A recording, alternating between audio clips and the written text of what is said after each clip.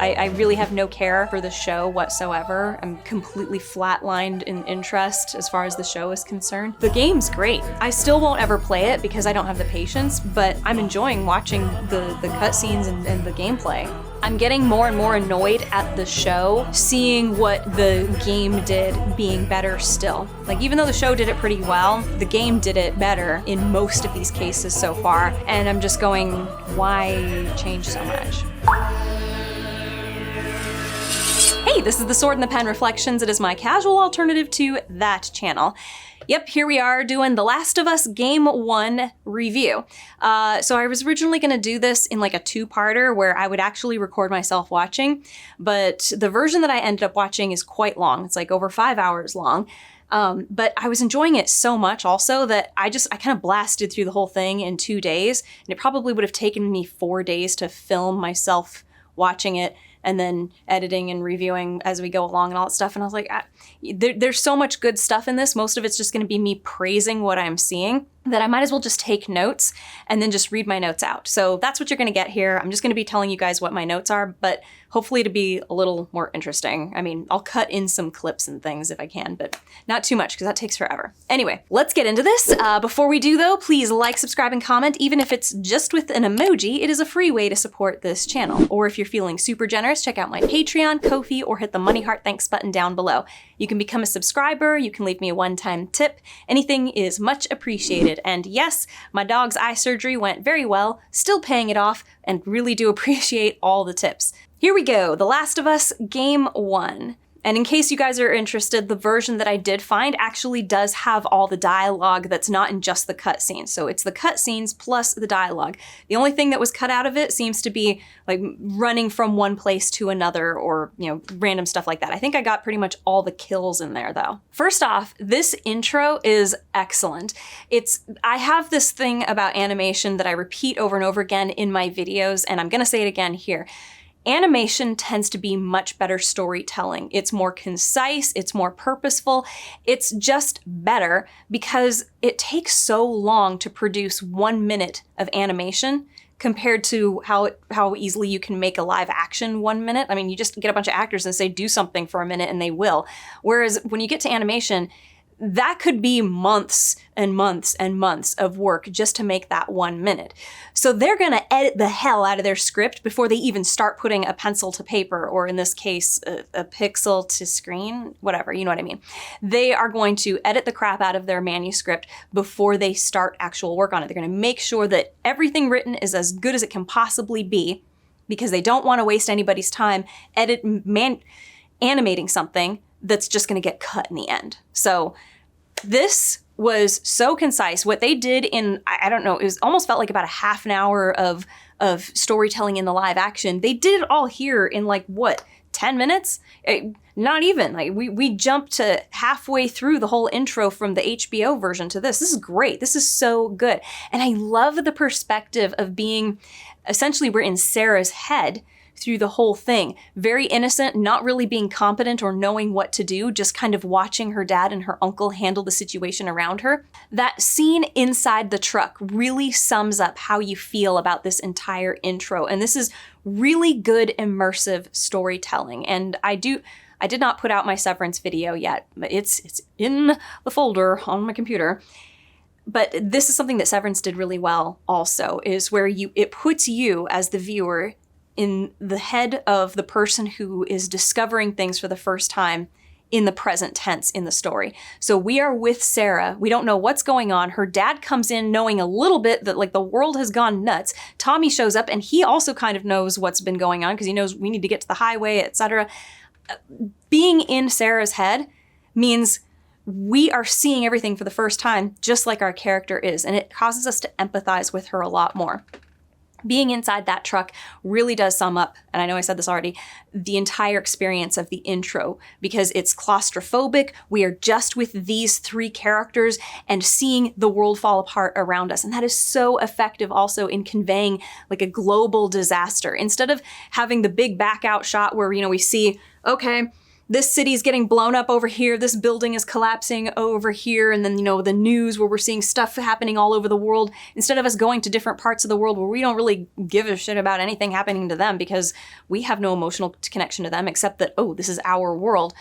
But we have emotional connection with Sarah and with Joel because we spent those couple of seconds with them in the very beginning where she is giving him the watch that she had repaired. And then we are seeing nothing that isn't from her perspective. So it's just these three who we care about already, which was so well done, experiencing the apocalypse. But we're not seeing it as a grand thing. We are seeing it as just the things happening to these three, which makes it really impactful. So I know the show did a great job of conveying this here. The only thing that the game did better is just doing it more concisely. But I honestly didn't hate anything that they did earlier or that they did in the show because the show basically did the same thing. Just said, let's have a little bit more of Sarah and Tommy and Joel before all of this. And I liked that because, again, it stuck with her perspective. We were with Sarah the whole time. We went with her to the clock store where she got it fixed or whatever. Anyway. The only note I had on this was I was sort of wondering if we would get a story like what did Tommy and Joel do after Sarah died? Like how did they get out of this situation? Because the one soldier shoots Sarah and Joel, but then Tommy kills that soldier. What do they do about the other soldiers? I mean, I know that there aren't any right in the immediate vicinity, but because of the orders that one soldier got, I'm wondering what happens when they came to the next soldier? Or did they get out here? Was like this the break in the barrier that they were able to escape through? I don't really know. Anyway, that was just something I wanted to know. I did know that from the show, Joel tried to kill himself and tried to shoot himself in the head, but that seems to be something they don't touch on in the game because I watched the game all the way to the end already now, and it's never brought up. So I don't know if that's something that the show added just for Joel, which I like. I think that was a good addition because it's amplifying the suffering that he went through as a result of Sarah's death. He didn't just die spiritually. He actually tried to end his life physically as well. It was that severe. And then, of course, he failed. And then it becomes this wonderful thing, which we'll get to later. But I think that was a good addition for the show, and I like that. Next, we get to Joel and Tess, and they are on their way to find Robert, and Robert has betrayed them in some way. Nothing like slaughtering their guys or trying to kill them from what I understand, but backstabbing them in a deal sort of way. And when Tess and Joel go to find him, they kill a bunch of Robert's guys on the way to Robert. And from Joel's perspective, now that we are in Joel's POV, he's sneaking up on these guys and killing them without warning. And I think that HBO made a mistake by not showing this sort of thing happening with Joel, because I was told many, many times in my comments when I was making the argument, I didn't see Joel do anything evil or wrong. He only ever killed people who were trying to kill him. Well, this is an instance in the game where he is definitely killing people that are not trying to kill him. And I don't even know if they would try to kill him if he walked up on them. To me, it's like, I don't know. These guys are just standing guard doing their thing. Would they actually kill him? Maybe Joel and Tess could have found Robert without having to get into conflict at all. Maybe they could just be like, hey, Robert, we're looking for you. You screwed us over and now we want to talk. I don't think that was completely outside of the realm of possibility. At least nothing that I can recall from the storytelling indicates that there was no talking. Robert was going to try to kill them at some point. They just wanted to go get Robert. I also seem to recall in the show that Joel's major motivation for wanting to go on this mission to transport Ellie was because he wants a car battery because he's worried about Tommy. And they amplified that worry by having Tommy get arrested in the intro. And Joel was the one who went and bailed him out. So I like that addition because this is more of Joel's protectiveness being brought to the forefront. Like, this is an important part of Joel's character, is he is the protector. And it also gave a more personal motivation to his actions for going after Ellie than what we're seeing here, which is basically, it seems like just Joel and Tess wanting to get their stuff and then coming across Marlene and this opportunity sort of falling in their lap, and they go, hey, we could really do with some stuff, so let's just do this.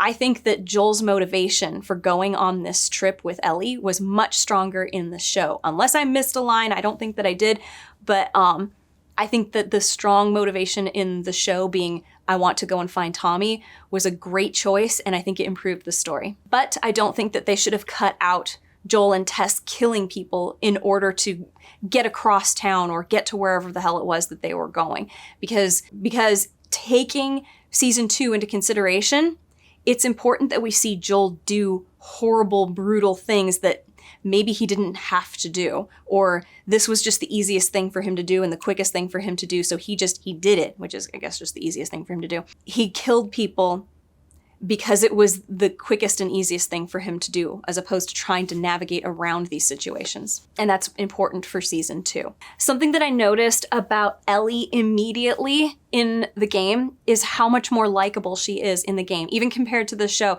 So I had a problem with Ellie's disrespect for Joel and Tess, especially considering how sheltered she's been. And I got a lot of backlash from people saying that, no, she's just a teenager and she should be allowed to do, you can be a teenager and still be unlikable. And her character was very unlikable. It wasn't until the latter half of season 1 that we saw her character start to kind of capitulate to Joel as, you are the protector, you are the leader, you are the one I need. But it also came with a side dish of disrespect. But either way, I found her more likable in the second half of the game, or of the show. In the game, I immediately like her because she's doing what Tess and Joel say. She knows that they know their way around and she doesn't. She's not being a little snotty brat and like assuming that she always knows what's best. She's going along with what they say, and she's also kind of humble. She doesn't have a lot of grace, but that's not the same as being actively disrespectful or actively a pain in the ass or actively a prodder, like she's provoking something out of somebody. And it seems like in the show, that's what she was a lot of the time. But I didn't mind that this is something that she grows out of. I just wish that they had spent the time to make her likable first, then show that she's a bit of a brat, and then bring her to a state of more maturity after she's had her big grand adventures. And then of course they spoiled that for season 2, so.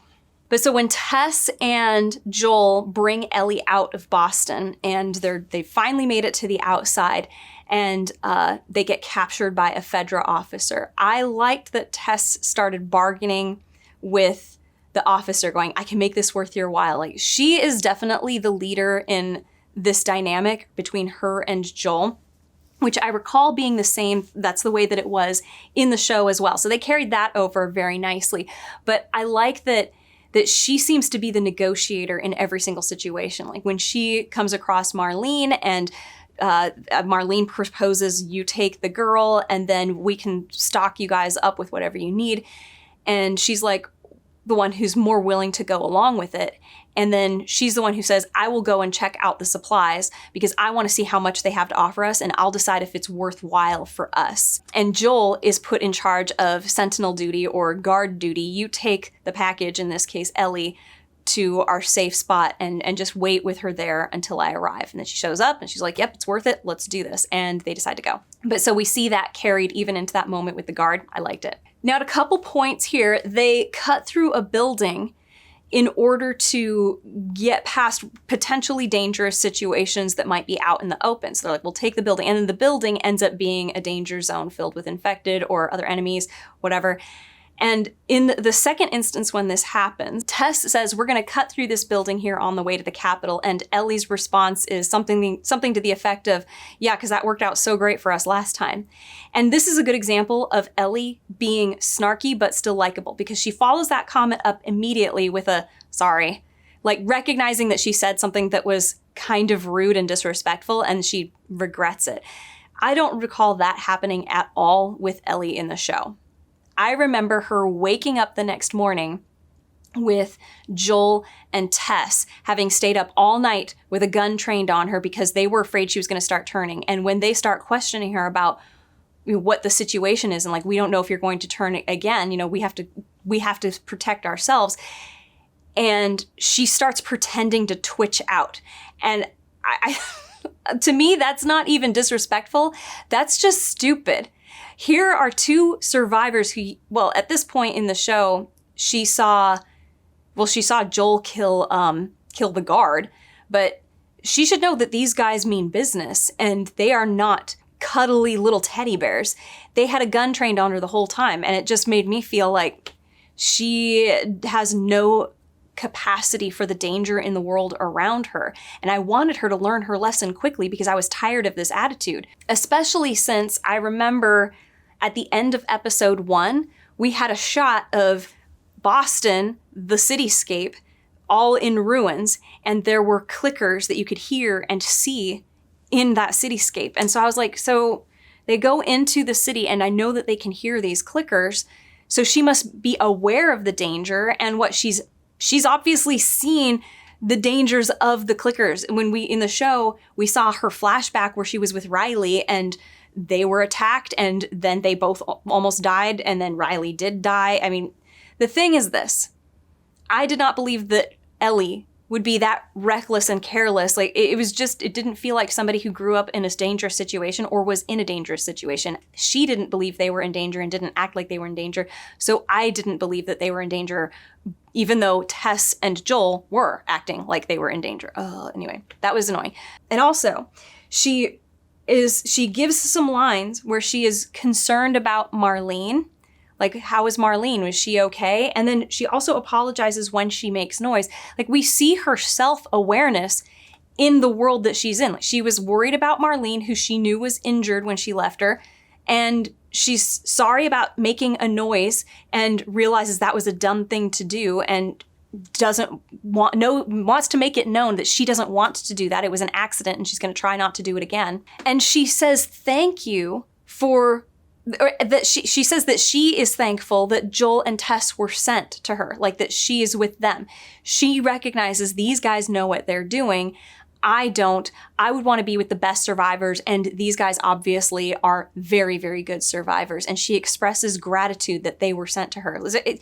Just so much likability just thrown at the audience right away that you very, very quickly sympathize with this character and feel that she has the right to start being a little snarky, but not in a disrespectful, horrible, evil way like we often saw in season 2, but in a way that is like, you can build a relationship with these people and teasing can be part of that relationship. So we're looking for harmless little jabs, little teases that in any buddy-buddy film we would see as being something like, this is banter. This is just the two of them poking at each other in good fun. And she would deserve it at that point because she has earned a position of respect, or she respects them, and she's being part of the team just by respecting them as her protectors. Please like, subscribe, and comment, even if it's just with an emoji. It's a free way for you to support the channel, and for me, it might bring in some money from all the commercials they keep putting on my videos. Or if you're feeling super generous, check out my Patreon or Ko-fi. I've got links in the description. Or you can hit the Money Heart Thanks button down below. Now, let's get back to it. Something that surprised me at this point in the storytelling was that Ellie cannot swim. And this is something that comes up again and again and again in the game.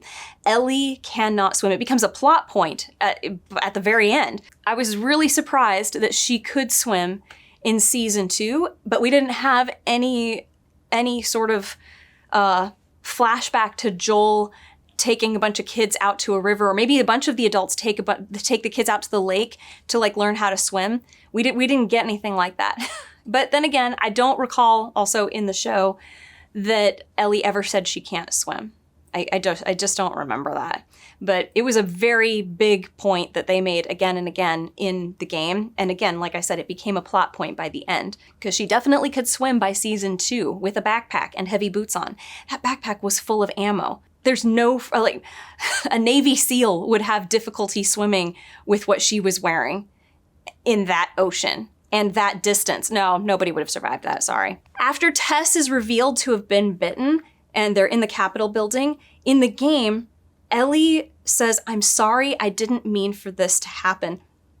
And I liked that so much, because this is her realizing that the only reason Tess got bit is because Tess was on this mission to deliver me. And in the show, they do something very different. Now, first of all, just in the moment, they have Ellie just kind of go, oh shit, you've been infected, haven't you? And that's kind of it. Then it becomes a Joel and Tess moment. And then later they really ruin the Ellie involvement in that anyway. In the game, Joel is able to take Ellie out of that situation on Tess's request. But in the show, Ellie demands to stay, and Joel has to basically drag her out of the Capitol building. Now, you would think that the Ellie demanding to stay and Joel having to drag her out would show some sort of like an attachment to Tess, which it does, but I don't think that is the same as what we had in the game, where Ellie actually says, I'm sorry, I didn't mean for any of this to happen. In one instance, there's a recognition of, this is not exactly my fault, but this wouldn't have happened if it weren't for my presence. And in the other, it's just reflexive, I don't want to leave her there, and it does kind of take away from, although it does create this is how it must be if somebody found out that their friend was infected and they were immediately told, you gotta run now. This is how a child especially, would react in that moment. No, I don't want to leave. But I really did miss what we had in the game. So I like what the show did. I like that she had difficulty being torn away from Tess, but I also really miss what the game did.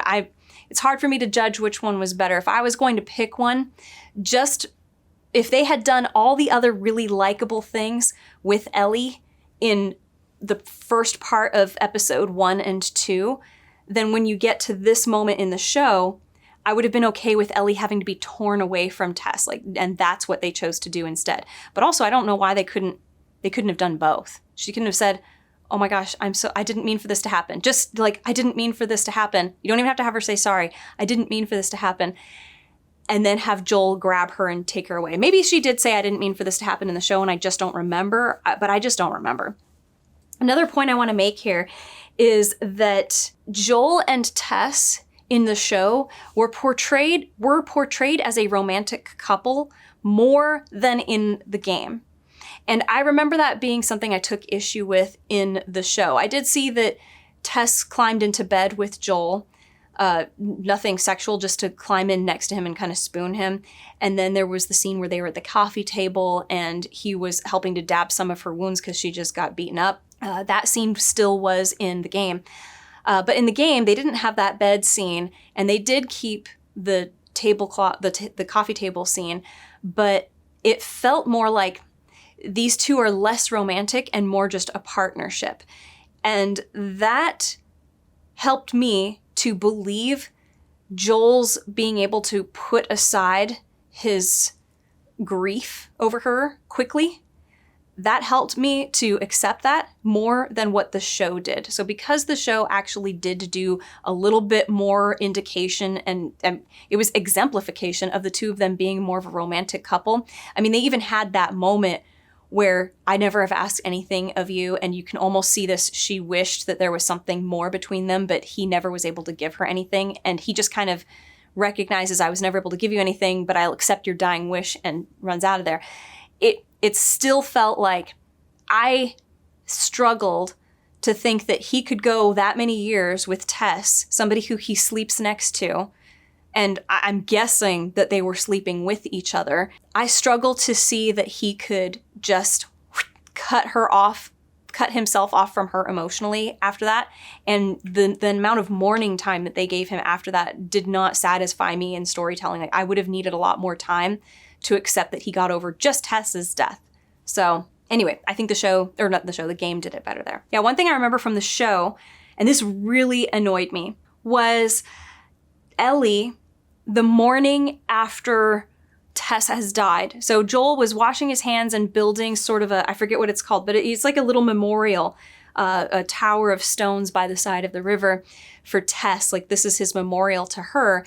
And he comes back to where Ellie's hanging out in the forest, and he tosses her some food or a blanket or something. And the first things out of Ellie's mouth are, it's not my fault she's dead. You chose this. Both of you chose to do this for a car battery. That's why she's dead. It was not exactly that, but that is what the essence of what she said was. So that immediately made her so unlikable. It was really hard for me to get over that, especially because I liked Tess so much. And there was no reason for Ellie to have zero feelings towards Tess at all. And, you know, you can tell me all you want, like, oh, but look how hard it was for her to get torn away from Tess in the previous episode. I'm talking about the very next day. The very next day, Ellie was like, well, it's not my fault. You know, you chose to do all of this, so don't blame me. This shows that she cares more about Joel being upset at her. She cares more about how this affects herself. Like, oh, now Joel is going to blame me. It's not my fault. More than she is sad that a woman who she got along with really well very easily is gone. Her life is over and dead. And she died doing something courageous to save her. It was just a total disregard for life. If you have a character who has a disregard for life, you want them to suffer by having life taken from them. Like, you want somebody they love or something that's alive that they love to be taken from them so that they will hopefully feel that hurt and then never be somebody who just doesn't care about life ever again going forward. That is how you write a character who has a disregard for life and then has to acquire a regard for life. You have to have them lose it and realize, I don't want this to happen ever again, and I should never be cold towards it or celebrate it or whatever, or in this case, be completely apathetic about it. So what they did was they created an unlikable character trait in Ellie just by having her throw immediately to Joel, who she knew was with Tess. I mean, they were partners at the very least. She should have been able to pick up on there was something between them. And the first thing that she says to him is, you know, you chose this. It's your fault. And don't come at me saying like, oh yes, it was Joel's fault. She was right. I'm not talking about that. I'm talking about Ellie and how she handled the situation.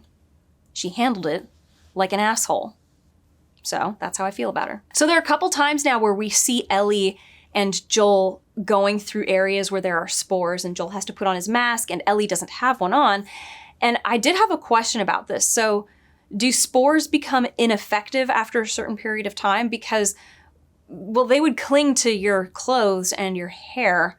And even if you're not in an area where spores are, you take off your mask and like, what if there's one in your hair and you breathe it in? So I don't know how that works. That would have been something, if I saw this in a very early draft, I would have thrown at the writers like, hey, you need to come up with a reason for why it's okay to take their masks off, even if they have spores clinging to them, because that's not working for me. And everything else, I mean, the thing is like, this is a nitpick.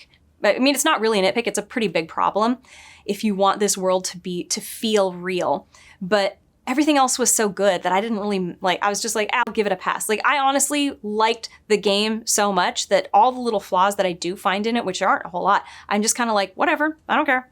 Everything else was so good, I don't care. It'd be awesome if there were no flaws at all, but sometimes they make it through. As a matter of fact, I have yet to find a single script where I cannot find something to improve. Just, that's the way it goes. It's because perfection is unattainable. You can only strive to get closer. There is a scene where Joel gets a raft. It's like a pallet for Ellie to jump onto and bring across. And when I looked at it, I was like, you know what? He could have just carried her across. It was a very short distance to take her, but I guess this was a moment in the game for people to realize Ellie is going to need this assist every time they come across a body of water, which is what happens. And sometimes they will be bigger than this, but this was like a small test area for people to try it out. So, but yeah, I would have told make that body of water a bit bigger so that maybe Joel wouldn't want to carry her across. Like, it would be better for her to jump on this thing and for him to, you know, anyway. We do get a scene where at one point Ellie says to Joel that she doesn't know what to say about Tess. It's like her starting to say, I'm really sorry, or like, I don't know what to say. I just know that this must be hurting you. This is a revelation of Ellie is an empathetic character. She knows that Joel must be hurting, and she wants him to know, she wants him to feel better. She feels bad about the whole situation. And I don't think we ever got anything like that in this show. Again, unless I'm forgetting, I don't think we are. Either way, her little asshole remark about it's not my fault, so don't blame me, you're the one who's responsible for this, that kind of takes away an apology. Like, that was such a horrible thing, horrible self-centered thing to say that I almost go, sorry isn't gonna cut it. But Joel demands that she not bring up Tess anymore, and then also not tell anybody about her immunity going forward. And Ellie just like complies. Like, all right, like, that's what she's gonna do.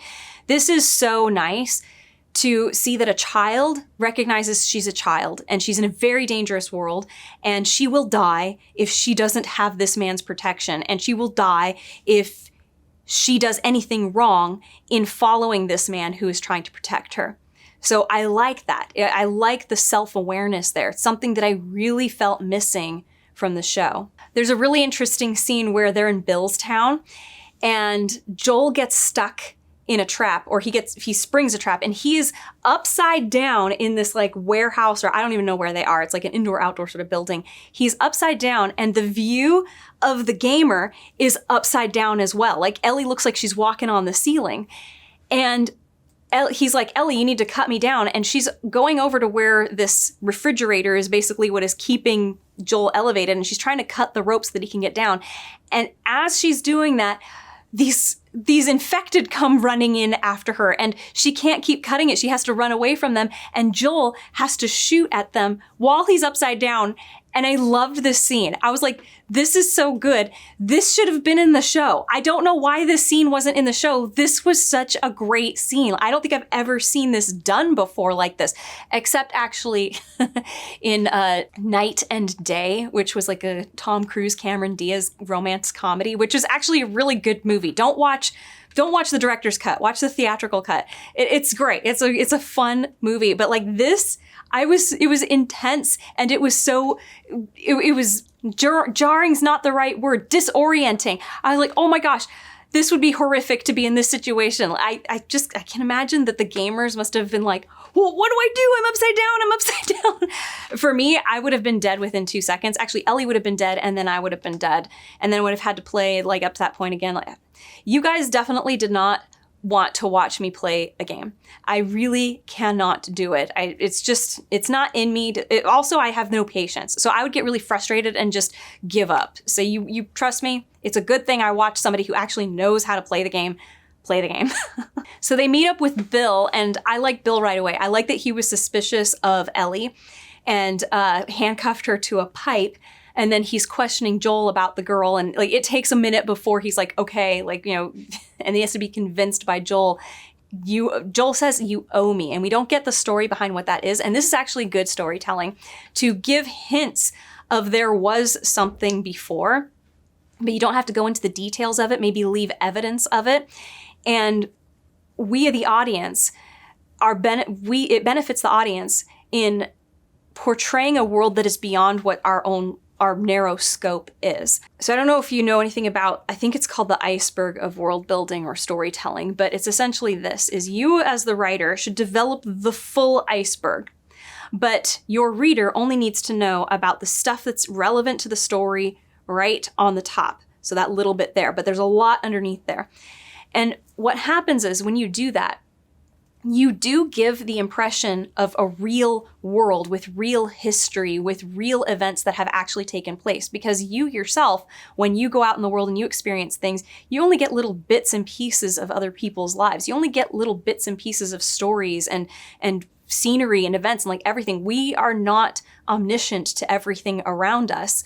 We only get that limited perspective, and it gives the sense of a real lived-in world, a real history, when you have information withheld from the audience. And this is not vague information that even the writer doesn't know. The writer should know what it is, so that way they can be consistent in any hints that they give about what the truth might actually be. But I like this. This is good. So Bill convinces, and I like that Bill is in the story here, by the way. So I didn't dislike the episode with Bill and Frank in the show. I thought it was actually one of the better, like, beginning, middle, end story, like a complete story for just their little thing. But it did waste a lot of time that I wanted to spend with Joel and Ellie. And at that point, I was annoyed that we didn't have more time with Joel and Ellie because we just lost Tess. So I was like, we should be with Joel and Ellie and seeing how the hell they are going to work as a team. And instead, we spent most of our time with Bill and Frank. And then at the end of it, it was like, okay, we're a team now, Ellie. And then they were a team. I think that episode would have been better if it was just Joel and Ellie, like kind of like the way it is here, where we're seeing the two of them interacting with Bill. I think this would have been better for the Joel and Ellie story. And I think that the Bill and Frank story would have been a great, like, what do they call it? It's like not a side offshoot show, spin-off. Would have been a good spin-off show, Tales from the Apocalypse. And I said this in my reviews of season 1 over on the Right Advice channel, that, and my friend Randy, yeah, we all of us agreed this was great, but it should have been part of a different show because Joel and Ellie should have been the main focus. We wasted valuable character relationship development time by not being with them, by not being with Ellie and Joel, and instead just being with Frank and Bill, who weren't in the story at all outside of their little flashback. They literally weren't in it. We didn't even see their dead bodies. Not that I wanted to, but you get what I mean. But yeah, so I really liked at one point, Bill is leading them to where he knows he's like, we're going to run to my home base first, and then we're going to go get a car battery. So they are running over to his home base, and they come across some of his traps that have trapped infected in them. And they come across one where there's like a lady in it, and Bill just, in the middle of his conversation, walks up to this infected, and it takes a couple of hacks for him to hack her head off. And I was like, this is great. This is exactly the sort of humor that I would have really loved to have seen in the show. Like, this is just day-to-day life for Bill and Joel. Like, sometimes you'll just be in the middle of a conversation and like, oh, gotta kill this infected right here. And then you just keep going on with your conversation as if nothing interrupted it, like it was all normal. And I liked Ellie was like, oh, gross. And she did that a few times during the game where she would react to something Joel did, or, you know, something gross or something horrible, or like, wow, that was amazing. And I liked that. I liked that we were getting her reaction to these things happening. But I loved this. I thought it was a funny moment. I thought it was very revealing as well about like what Bill's life, it told us a little bit about why he was so removed from the act of killing, and yet he was also kind of nutty in the head. He's alone. This was all good. I like that. I like that. They should have had that in the show. They really should have. But we would have needed Bill, because I wouldn't have believed that Joel would just do this. I think this is a Bill thing specifically. Also, I liked the banter between her and Bill. And this was one of those rare moments that they had created enough likability in Ellie as a character that we can rely on, because she was already starting to do some of the spotting and stuff for Joel. And like when there was an infected that would come along and he didn't see it, she would say, Joel, over here or over there. And she had saved him from that trap where he was upside down. So she has proven herself to be actually kind of a contributing part of this team, this partnership, this team. And so she has earned the right to that banter. And then Bill comes in and he's distrustful of her right away. And she's like, I'm with Joel. That, to me, I loved her banter with Bill. And I like that he got over it really quickly. Like, because at first he was offended by it. But when she goes, haha, F you too. And he's like, I hope that your mission isn't taking care of this brat. And she goes, haha, F you too. That to me was funny, and Bill thought it was funny too. The fact that Bill laughed at it, like, that helped with the situation, that he wasn't insulted by it. But I thought it was funny. Bill thought it was funny, so I thought it was great. And then she and Bill have this like back and forth banter, but it's like this is their rapport. This is how they they immediately resorted to teasing each other, but they both trust Joel. So I just really liked it. It was very well pulled off. Compliments to the writers for allowing a character to be a little bit of a brat, but she deserves the right to that brattiness at this point without her coming across as unlikable, because we already know she's likable, she's valuable, she's competent for who she is. For a 14-year-old girl who's never been outside of Boston, she is actually doing a lot to help so far. There's another time where the three of them are walking down this alley, and all of a sudden, a bunch of infected come out. Like, they're in the middle of conversation, and suddenly, one after another, some infected come, and it suddenly becomes a panicked situation. I don't recall this happening in the show at all, and it absolutely should have, because think about like season 2, especially. It was especially egregious in season 2, but I remember this in season 1 as well. Times where Tess and Joel and Ellie were just walking through Boston out in the street, and I'm like, where are the infected? They had to like go into a building for infected to show themselves. But I was like, the infected are not, they're not confined to the shadows. They can come outside. So how come we're not seeing them doing this sort of thing, hearing them walking and talking and then running after them, like if there's one random one that just happens to be in a corner somewhere in an alley and it notices them. So I wanted this sort of stuff to happen in the show, and I don't think it ever did. I think it never came up unless, I mean, if it did, it was not often enough, because it should have been happening more frequently. And this was a good example of how it could happen. People can be having a conversation and suddenly an infected comes out, they deal with the situation, and then they're waiting, are there more? okay, let's move into this other alley, or let's get off to the side, like not walking down the middle of the road. It just would have been so much better. We would have had more action. It would have been more fun. We could have had unique ways for them to figure out how to kill these things. Like, don't people want to be creative with it? I mean, maybe it's because I like fight scenes and I'm into martial arts and stuff, but I would want to see different creative ways of killing them. As a matter of fact, the person who was playing Joel in the version that I was watching killed people in mainly one way. He would strangle them. And that would include some of the infected. I mean, he would shoot the infected and stab the infected, but with humans, he pretty much just would strangle them, holding them from behind around the neck until they couldn't breathe and they went down. I don't think it was implied that he broke their necks. I think it was like you can't breathe and then you're dead. So I would have liked to have seen more creativity with how Joel kills people. And I get the idea that this is a silent way to kill them, but I think I only saw him use a knife maybe once. And I only noticed there was an option that one time to use the knife to kill him. But either way, it was just more ways than one to kill somebody. And I would have liked to have seen them. So the most annoying thing that Ellie did in the game up to this point was when they go into Bill's house and he tells her not to touch anything. And then he's talking to Joel, and then he looks over and notices that Ellie is like straightening up his records or something. And he's like, hey, didn't I tell you not to mess with anything? And she goes, I was just straightening out your stuff. Like your stuff, I was just doing this. And then she flips him off. That was the only annoying thing that she did. Like that was pushing the not the limit, that was pushing it into the realm of like, that was just really unlikable. The thing is though, as a character, this is not her earning the right to do this. According to the other characters, this is her earning the right to be a little bratty or a little disrespectful in the eyes of the audience. I like so much of Ellie in the game that if she does something like this, like blatantly not following those instructions and then flipping him off when he gets upset about it, I liked her so much that she could be that unlikable in that moment, and I would forgive her for it. Like, well, but I know she's a good girl otherwise. And this is one of the problems with adding too much unlikability to a character. If you do it too much, you get to the point where like, no, sorry. Like if she had been like this most of the time, I'd be like, nope, done with her. Even if this was the worst thing she ever did, I'd be like, nah, no. And that's kind of, yeah, I think I've made myself clear about that. One thing I really like about Ellie in the game is that she's really sneaky and observant. So Joel and Bill will often send her into something where they can't get to it, but she can, like going through a window, going through a doggy door, climbing up on top of something to lower a ladder. That happened a lot. But she would be resourceful. She would go off into the unknown and come back with information. So like in this doggy door instance, they're trying to get into this, through this door, and they can't because it's tied off. But there's a doggy door, and Ellie's like, oh, I can fit through there. And she goes in there, and she unties the door and lets them in. And as they come in, she goes, careful, there's some clickers in the house right there. So she got in there, saw that there was an enemy, right, that could kill her right there. But then she turned around and opened the thing for them and informed them of what to look out for. Like, we got to be careful because the clickers are right there.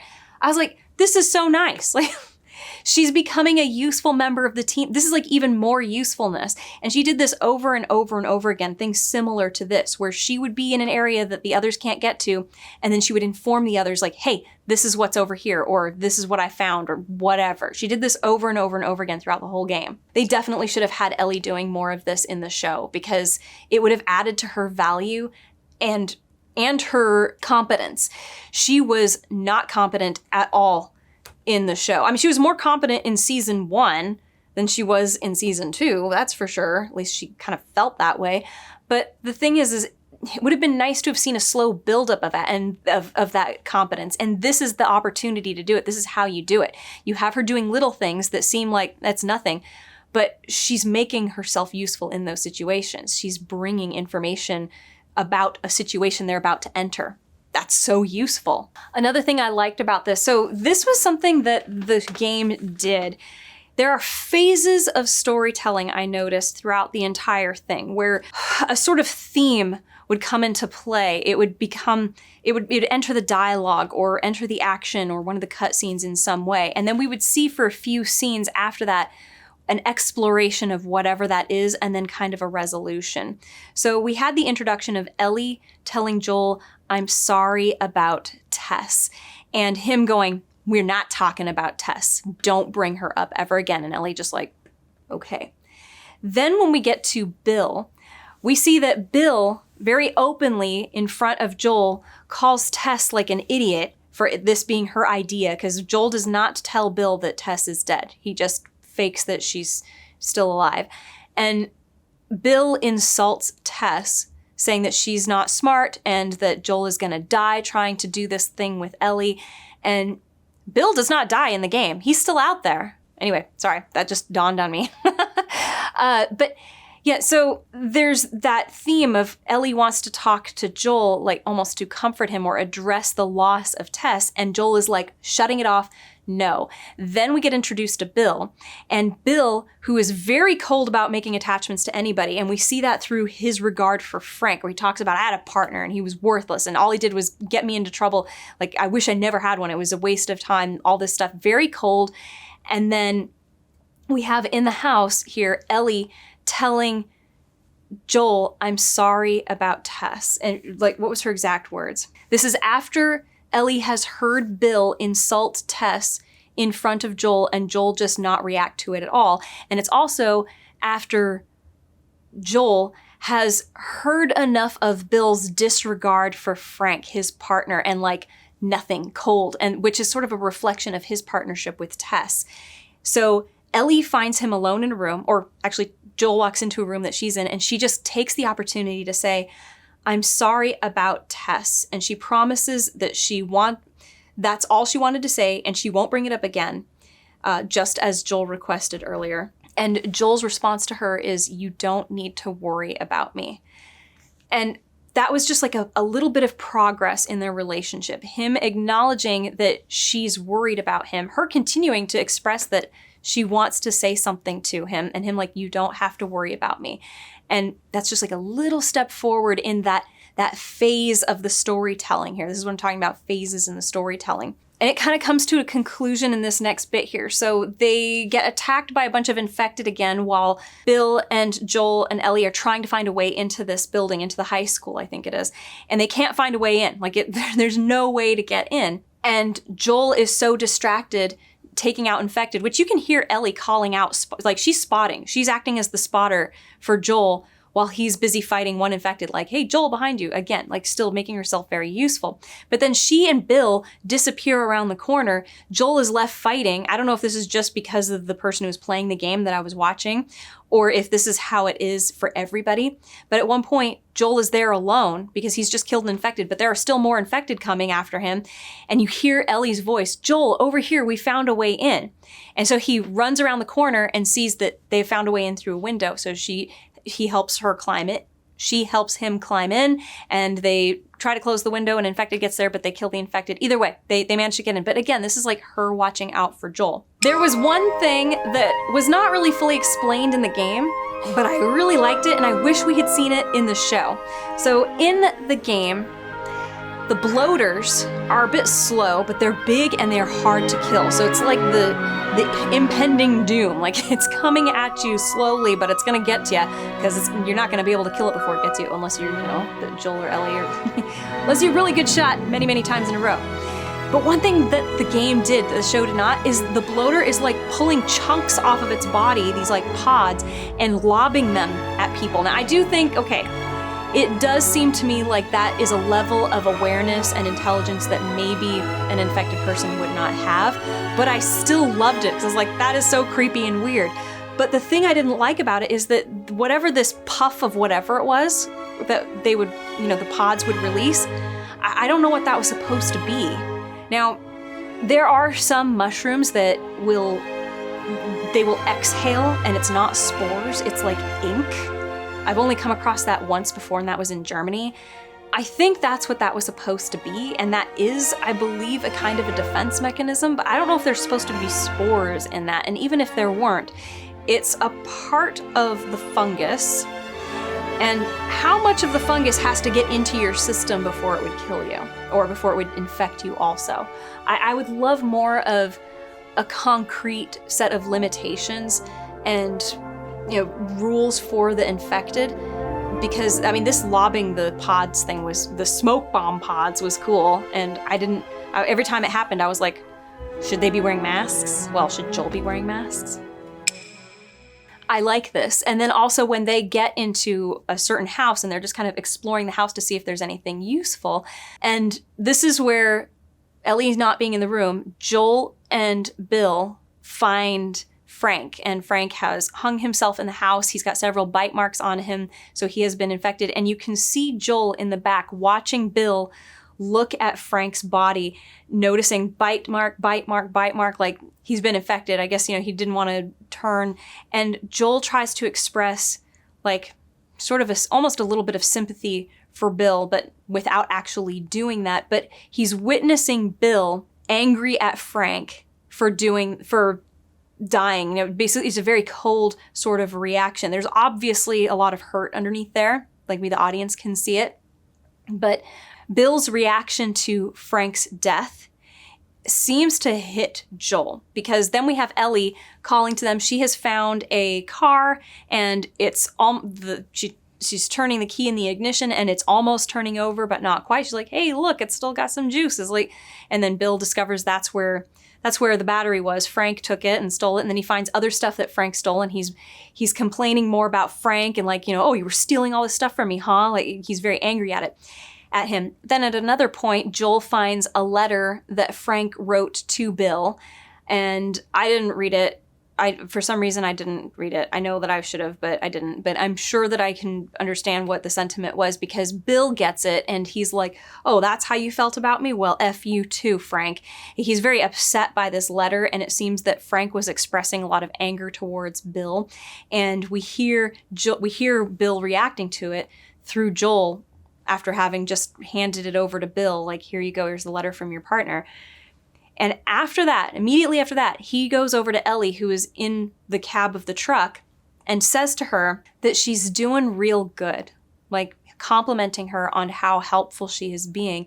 And it's a real genuine moment between the two of them. It's almost like seeing Joel seeing Bill's reaction to Frank and how he hated his partner makes him appreciative of Ellie, not necessarily as a package that he's going to deliver, but just a little bit of you're more than just a package. You are doing a good job.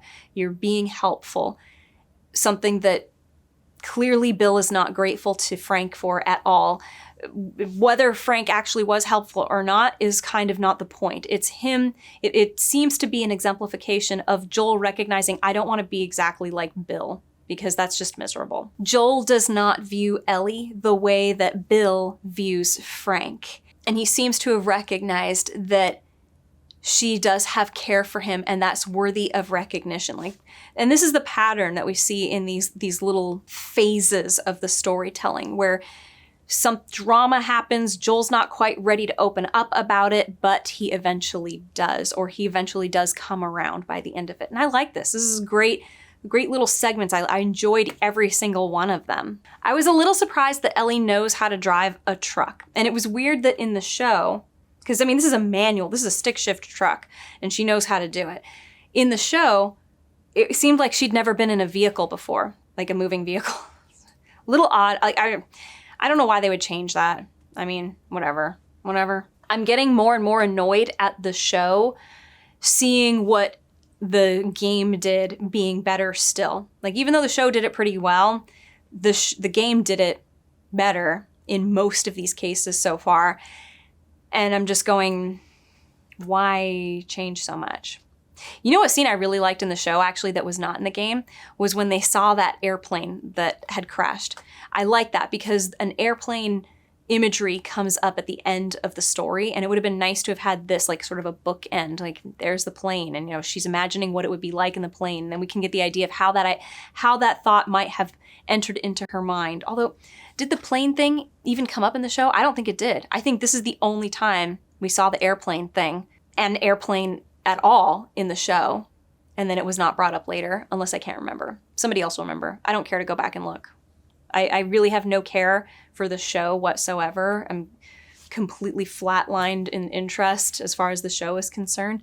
The game's great. I still won't ever play it because I don't have the patience, but I'm enjoying watching the cutscenes and the gameplay. Then we have a good scene where Ellie is in the truck and Bill and Joel are pushing it, and she's trying to get it to turn over, and it doesn't the first time and it doesn't the second time, and then they push it down a hill and you think it's not going to happen, but it does. And even while she's in the cab of the truck, she's still doing her job of spotting because they are so busy pushing the truck. They can't be looking around. And she's like, Joel, Bill, over there, like over this way. And the only reason they're surviving is because she is keeping them alert to their surroundings. Like, it's good. I like this. But they do get the truck started, and Joel and Bill jump into the back and they drive off. And then when they finally stop, Bill at one point turns to Joel and says, that girl almost got us killed. And I'm kind of going, when? Just the fact that they were trying to get a car battery and that was because of Ellie being a package that Joel has to deliver. Is that what he meant? I wasn't really clear on what that meant. And this is strictly in the game. I don't recall this well, of course it didn't happen in the show because Bill was dead. But yeah, what was that? Did I miss something? I might have missed something. For all the people who are asking me, like, do I watch the show on my phone, like both times when I watch it? Yeah, I watch a lot of stuff off of my phone with earbuds in because I'm taking care of my niece during the day. And I don't want her to see, she's 2 years old. She doesn't need to see The Last of Us. It's too scary. So I prefer to just have it on my phone while she's playing her little games and I've got my earbuds in and I can like chase her around and play with her while I'm watching the show. And if I miss something, I usually try to go back and watch it again. So sometimes it takes me a while to get through a single episode. That's how that happens. Anyway, moving on. Oh yeah. So Bill says that girl almost got us killed, which didn't make sense to me. And then Joel comes back at that with, but she held her own.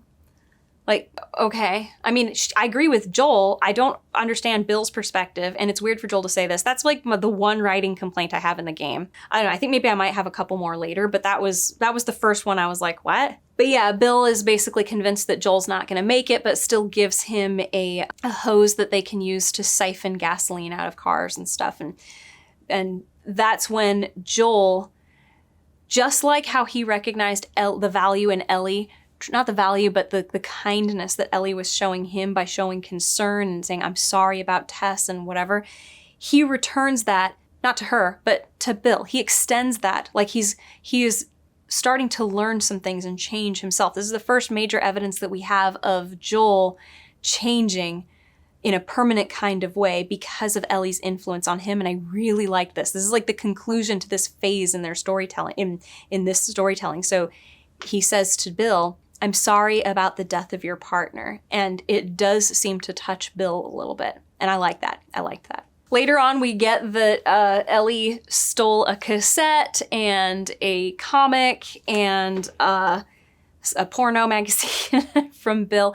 And I think that is the only definitive moment that we had that Bill was in a romantic relationship with Frank. It wasn't just a partnership like, we live together because you have to have a partner in this world or no one's watching your back, you're gonna die. It really would have been great to have had an entire Tales of the Apocalypse show where the writers who enjoy this world and like seeing the different scenarios that might happen to people just trying to live in this world, let them have free reign of a show that takes place in this world. But for the show itself, I really feel that Ellie and Joel should have been the focus 100% of the time. And I felt, so the whole Kansas City Catherine thing, that should have been cut too. We had a scene with, I didn't really mind them coming across the Native American couple later on. Like, that was okay. But any time that you take away from the two of them interacting with each other and handling situations together, I don't think it's good for the storytelling. So anytime we spent with Catherine and her drama, I was like, whatever. Didn't really care. Anytime we spent with Frank and Bill and their drama and it had nothing to do with Bill or with Joel and Ellie, I was like, again, whatever. Don't really care. I wanted more Joel and Ellie. And I think it was a poor choice to take the story away from the two of them.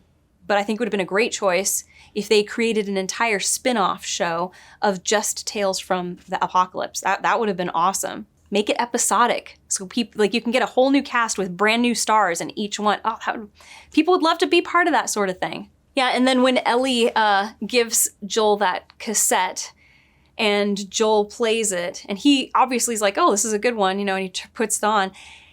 And Ellie hears it and she's like, oh, whatever. You know, she doesn't seem to like it at first. And Joel's like, what the heck? But then by the end of their car ride, and I don't think it's the end of their car ride, it's the end of their conversation where, you know, she makes the joke about the porno magazine and other stuff. And then she ends up climbing up in the front seat. And she's like, actually, this music's not so bad. Like, it's pretty good. I like this. This is her also warming up to the things that Joel likes. So we've seen Joel now starting to open up to her a little bit. And now we're having evidence of her doing kind of the same thing in Joel's direction. This is great. I like this. This is exactly the kind of character relationship exploration that you want to see in a developing relationship. We arrive then in Kansas City, and Ellie was asleep, but she gets up and Joel notices some guy who looks injured, and Ellie is like, are we going to help him? And Joel is like, he's not even injured, and immediately tries to tear out of there. And we see the guy pop up like he was not injured at all. This was a trap. So we're seeing what Joel used to do. And we, the audience, kind of know this is the sort of thing that Joel used to do just from what we've been told. But it's good to see it so we can see, like, this is where Joel was. And then we get to experience that from Ellie's perspective. She is learning about Joel through this phase of the storytelling. But I also like that this was a callback. I think it was a callback to Joel and Tommy and Sarah in the truck, because there was a point when they were escaping town and they come across a broken down vehicle and it's got a couple and a kid. And Sarah's like, are we going to help them? And Tommy's like, Joel, they've got a kid. And Joel's like, we've got a kid too. Like, get out of here. And they leave them behind. And Sarah goes, we should have helped them. And I like that that's like where the mind of the child goes. And then here, we're in the same situation. You see the guy who's hurt, and you can understand from Ellie's perspective, this would be like, should we help him? Like, are we going to help him?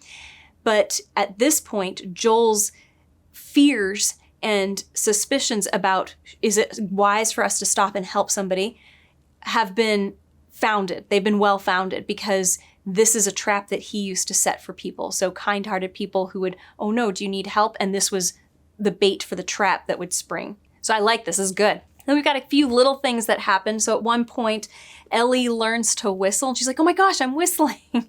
I love that. It's just a little thing. Like, it'd be nice to have these sort of things. There was a book of puns, like crappy pun jokes that was in the show, and that was not in the game.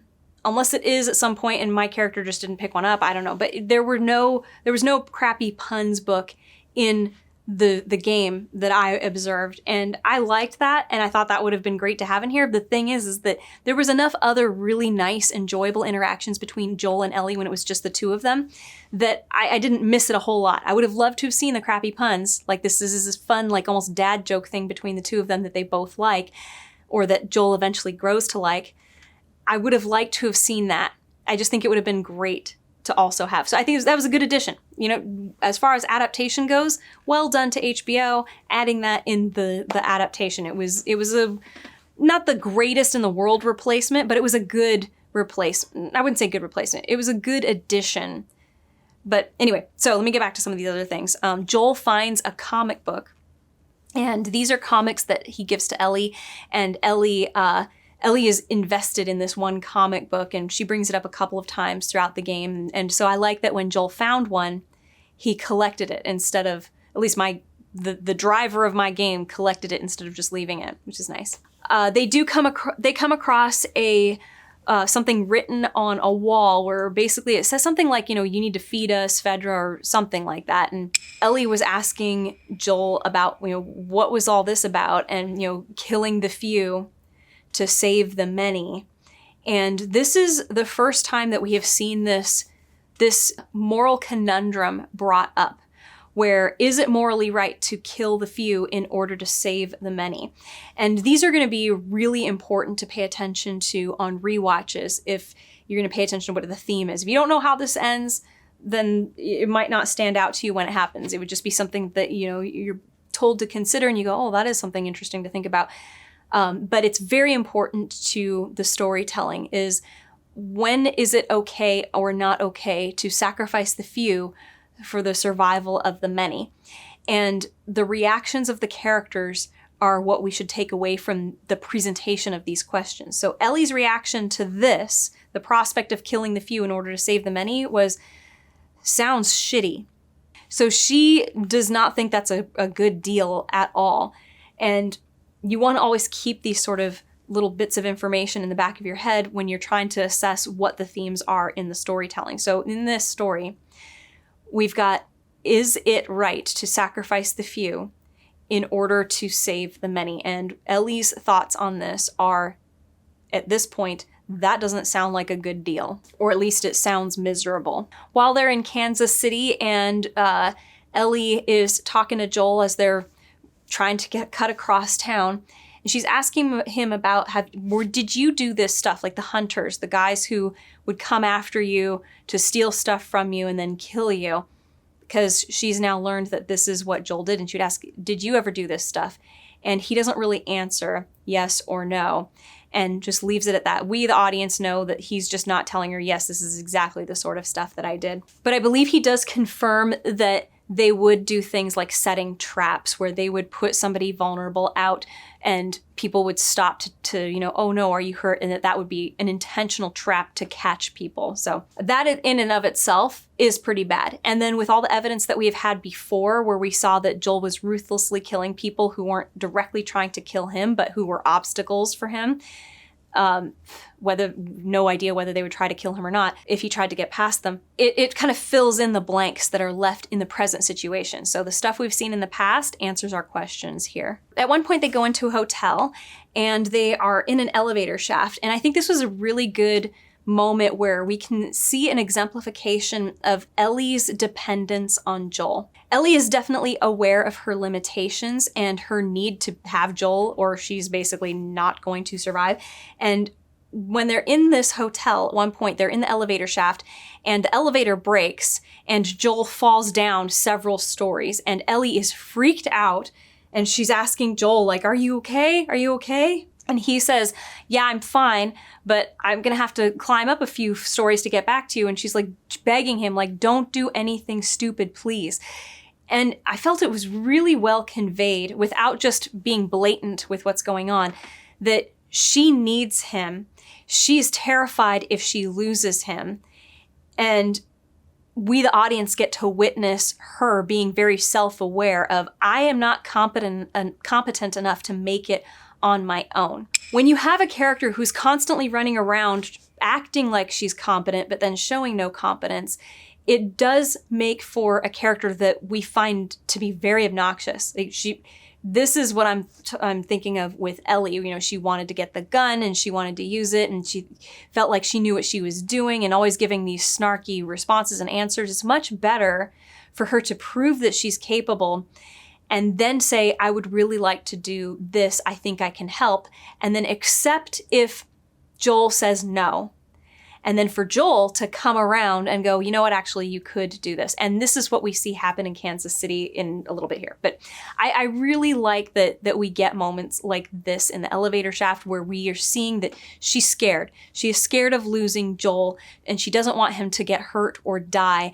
And there's a recognition of her own vulnerability and her inability to survive on her own. I like that. It leaves a lot of room for growth for sure, which we do get by the end of this game. And we get to see that actually right here in this scene. So he's climbing back up to Ellie, and at one point he gets jumped by a hunter, and he's not winning this fight. Joel is on his stomach underwater being held down by this hunter. Like, he is not winning this. His gun is just out of reach. He cannot reach it. And I love the angle of this shot. Ellie's hand reaching into the water, picking up the pistol and shooting the guy. And Joel gets up just in time to see that Ellie is actually really disturbed by what she has just done. But he takes the gun away from her and is like, you should have stayed where you're supposed to. And I like it at this point, Ellie stands up for herself. Like, if she hadn't come in there, it was either that guy or Joel. One of them was going to die, and she made the choice and said, the other guy's gonna die, I need Joel. And she saved his life. And he's very upset that she did this at all. And I think that because of the way that this gets handled a little bit later, we see that Joel's anger was probably more about Ellie experiencing this suffering. Not necessarily that this was about you disobeyed my orders, but more like Ellie should not have to do this sort of thing. It is my job to be the protector. But at this point, yeah, Ellie did do something that was right. She chose the other guy to die instead of Joel. And so she was asking for, like, I didn't do the wrong thing. I saved your butt. Like, not exactly in those words, but that is the essence of what she is saying.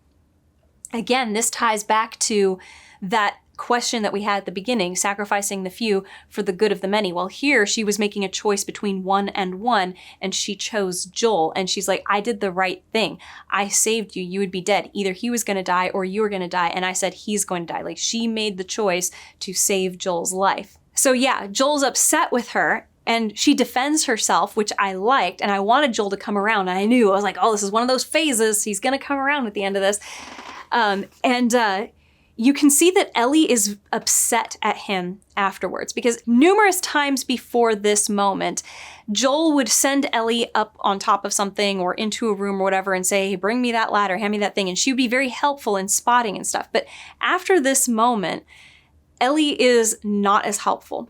She is very blatantly not talking to him, not taking the initiative to, scope things out. She's just not being part of the team, because Joel scolded her for acting like part of the team. And this was wrong on Joel's part, and she knew it, and she's making it very clear, like, oh, if I'm not part of the team, if I should have just obeyed you, you'd be dead. So if you just want me to do only exactly what you say, fine, I'll do only exactly what you say. It's a bit of an immature thing to do, but it's like, you're also right in this situation. So I liked this. I liked that she was being a little cold to him and he had to come around, because later they come up to a courtyard and they realize there's no way we're going to get past this courtyard. They have to get over to a bridge. Like, we're not going to get through this unless we use two of us working together. One of us to go down on the ground and the other one to be a spotter on the rifle. So he's showing Ellie how to use the rifle. She kind of knows how to do it already. But then he finishes that growth phase and says, you were right. It was either him or me. And it's not a thank you, which Ellie says, like, you're welcome, like, not to his face, but after he's gone, kind of recognizing he did not say thank you, but this might be his way of saying thank you. And then after she manages to kill everybody, like, not everybody, but she helps very effectively in getting the courtyard clear so that they can get through. And he joins up with her again, and she's got the rifle, and he takes the rifle back and gives her a pistol and says, this is probably more your size. And he's like, be careful with it. Only use it if you absolutely need to. And Ellie, like, all right, I will. This sort of thing did happen in the show. And I recall that at this point I was annoyed I had not seen Joel killing a lot of people. Like, we saw him kill the one Fedra guard, and then we saw him killing clickers. But I really wanted to see him being the ruthless killer guy who could kill, like, all the, like, he was a killer. We were told over and over again, like, oh man, he's a killer. Like, wherever you go, he's going to be doing this. And we didn't see a whole lot of that. And then here, I really wanted to see him be a badass. And we didn't see him take out, I think there was 3 guys who attacked him. And we didn't see him kill 2 of them. We saw him shoot one from a distance. And then another one got the jump on him, and it was like a teenager, and Joel was losing to this teenager, and Ellie snuck up behind him and shot the guy in the head, or shot him in the spine. And then he was paralyzed, and then Joel took the pistol away from Ellie, upset that she had done anything, and then you can hear the guy asking for, mom, mom, mom, which is something that soldiers do on the battlefield when they know that they're going to, not all of them, but this is reported that soldiers will call for their mothers when they're in the moment of fear for death, and Joel kills the guy. I really liked that. But I think this was still a way more effective way of showing that Joel is a killer and Ellie is becoming a competent killer as well. Because her shooting people with the rifle from the 3rd floor or wherever she was before, and while Joel is down there killing, that was just such a glorious scene. They really missed an opportunity for some really cool storytelling in that moment. I'm not entirely sure why they decided to do it the way that they did, but this was a missed opportunity. All right, I don't know where we left off, but I just took a quick break. So let me see. Oh, okay, we're meeting up with Henry and Sam. So yeah, Joel climbs in through a door and Henry jumps in, and then Ellie calls out, "Hey, look!" And basically you can see the little kid, Sam, is aiming a pistol over towards Joel, and so Joel sort of surrenders. But then we all figure out that, okay, we're all good guys. Henry and Sam noticed Joel and Ellie and realized they're not with these bad guys who are hunters. So yeah, the one thing that is notably missing from this whole storyline here is the Catherine thing that happened in the show. And I do not miss it. I was not convinced that Catherine was ever going to be followed by anybody. I do not think that she worked as a military or combatant leader in any way. So even if they were following her because of her brother, which is what the story was, I just don't believe it. That would last like 2 seconds before somebody who's less competent but more confident would supersede her with very little effort whatsoever, because everything that she did was so unsure. And even, I don't know, like, oh, but didn't she just shoot the guy in the prison? Oh yeah, that's like such a courageous and sure thing to, like, the guy was in a prison cell and she just shoots him. That's not exactly inspiring loyalty from others, like, because she's so charismatic. Sorry. Anyway, back to Henry and Sam. Oh yeah, also, Sam is not deaf in this. And there were a couple of things that they did in the show that I thought were better, and a couple of things that they did in the game that I thought were better. So this is one of those situations where it's like, okay, we're gonna have to examine each thing individually to weigh whether or not this was a good choice or a bad choice. But a lot of it has to do with that particular decision to say, okay, in the show, Sam is deaf, whereas in the game, he's not. One of those choices being, I think that it would have been a lot more effective if the voice actor for Sam his voice had not changed yet. So I don't know if this was an adult voicing a child or if this was a teenager whose voice had already changed, but I feel like it would have been way more effective if this was a more childlike voice. Just would have exemplified that he's supposed to be younger than Ellie. I know it's like, oh, we don't know how old he is. He looks younger than Ellie. I'm like 99% sure he's younger than Ellie. One of the first things that I noted was that when the four of them decide we're going to travel together, Joel calls out to Ellie and says, "You watch our rear." And Ellie's like, got it. And the way that Henry responds to that, he tells Sam, "You stick with Ellie." It does feel like Henry is recognizing that Ellie is a more active member of Team Joel and Ellie than Sam is a part of Team Henry Sam.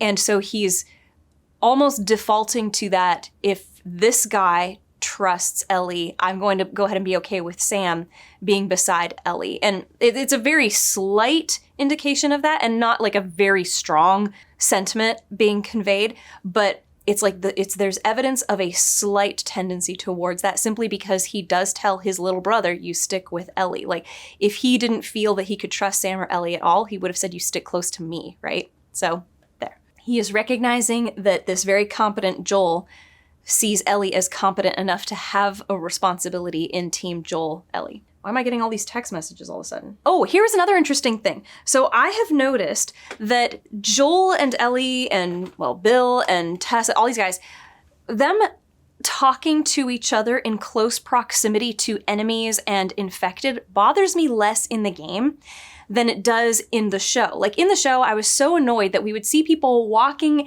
down open streets where there could be infected, like, anywhere. That bothered me so much because I'm like, you guys gotta be quiet. What if an infected hears you? Especially when they were in that freaking music store in season 2. But in the game, it bothers me less. And this is because the game very clearly establishes that talking to each other when you can see an infected, and the infected is not in the same unblocked vicinity of you, like they have to be within a certain range and there can't be any obstacles, even of any kind. Like, even if it's an open doorway and they're on the other side of that doorway, but it's a blatantly open doorway, they might not hear or see you simply because this indicates a stronger sound barrier between yourself and them. But there does seem to be an established, you can talk at sort of a stage whisper, except I would consider this a game whisper. Like, they can have conversations where we, the audience, can hear perfectly well what they are saying, but in the game, the infected cannot.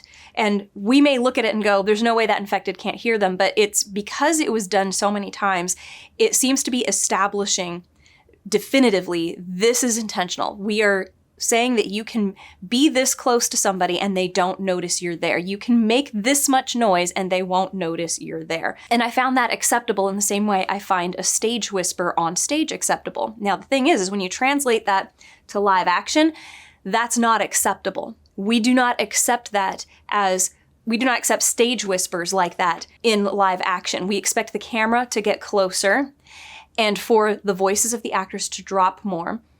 And it's still louder than what we would accept in real life. Guarantee. You're not even going to breathe audibly in the presence of an infected.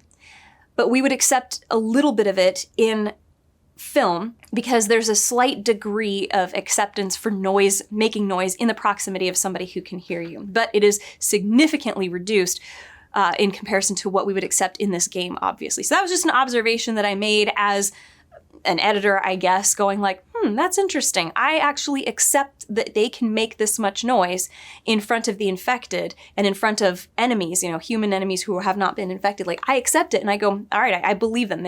They are whispering, and if this was live action, I would not believe it for 1 second. I'd be like, everybody should be hearing you. So yeah, the game did a better job at saying that there's a limitation to how far a voice can carry or how well an infected can hear or what, basically this situation of infected being able to hear the noise that people make. And it seems to be specific to voice and steps. Like those are acceptable. I'm thinking that if they were like loading guns, I didn't really pay attention to that, but if they cocked a gun or something like that, obviously if they fired it, it would give away their position. But if they cocked a gun, the other person might not notice it. But Joel could literally strangle a guy in the same room as another person and that other person wouldn't notice.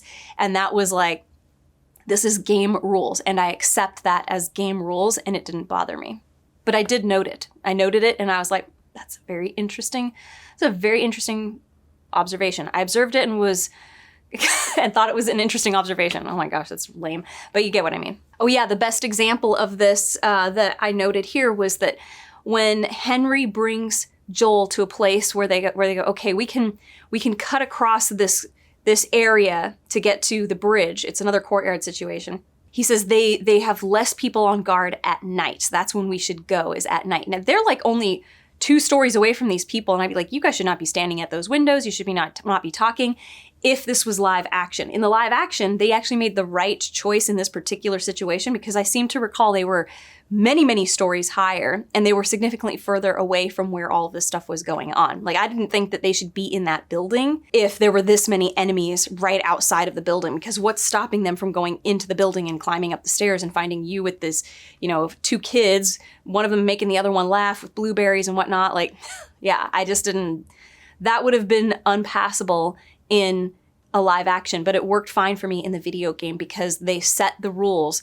pretty early on that you can make a significant amount of noise in front of the enemy, and this is game reality. This is not real reality. This is not show reality. It's not stage reality. This is game reality. And yeah, since there is no Catherine and her drama, the focus is on Joel and Ellie and how their interactions with Henry and Sam are a reflection of their own relationships, and also how it helps to redirect their relationship going forward. Like, it helps in the development of their relationship. So that was a good thing. Then at one point, Joel and Ellie and Sam and Henry are trying to get up over this thing, and Sam gets up, Ellie gets up, Henry gets up, but Joel does not get up because the ladder falls and he's stuck down there, and Ellie jumps down to be with Joel, and we see Henry and Sam go, I'm not staying here, we're going, and they take off. So they abandon Joel and Ellie, and I really did not like that. That offended me a lot because you're supposed to be there trying to help each other. Like, what's the harm in trying to find some other way for them to get down and like wait until they die before you go?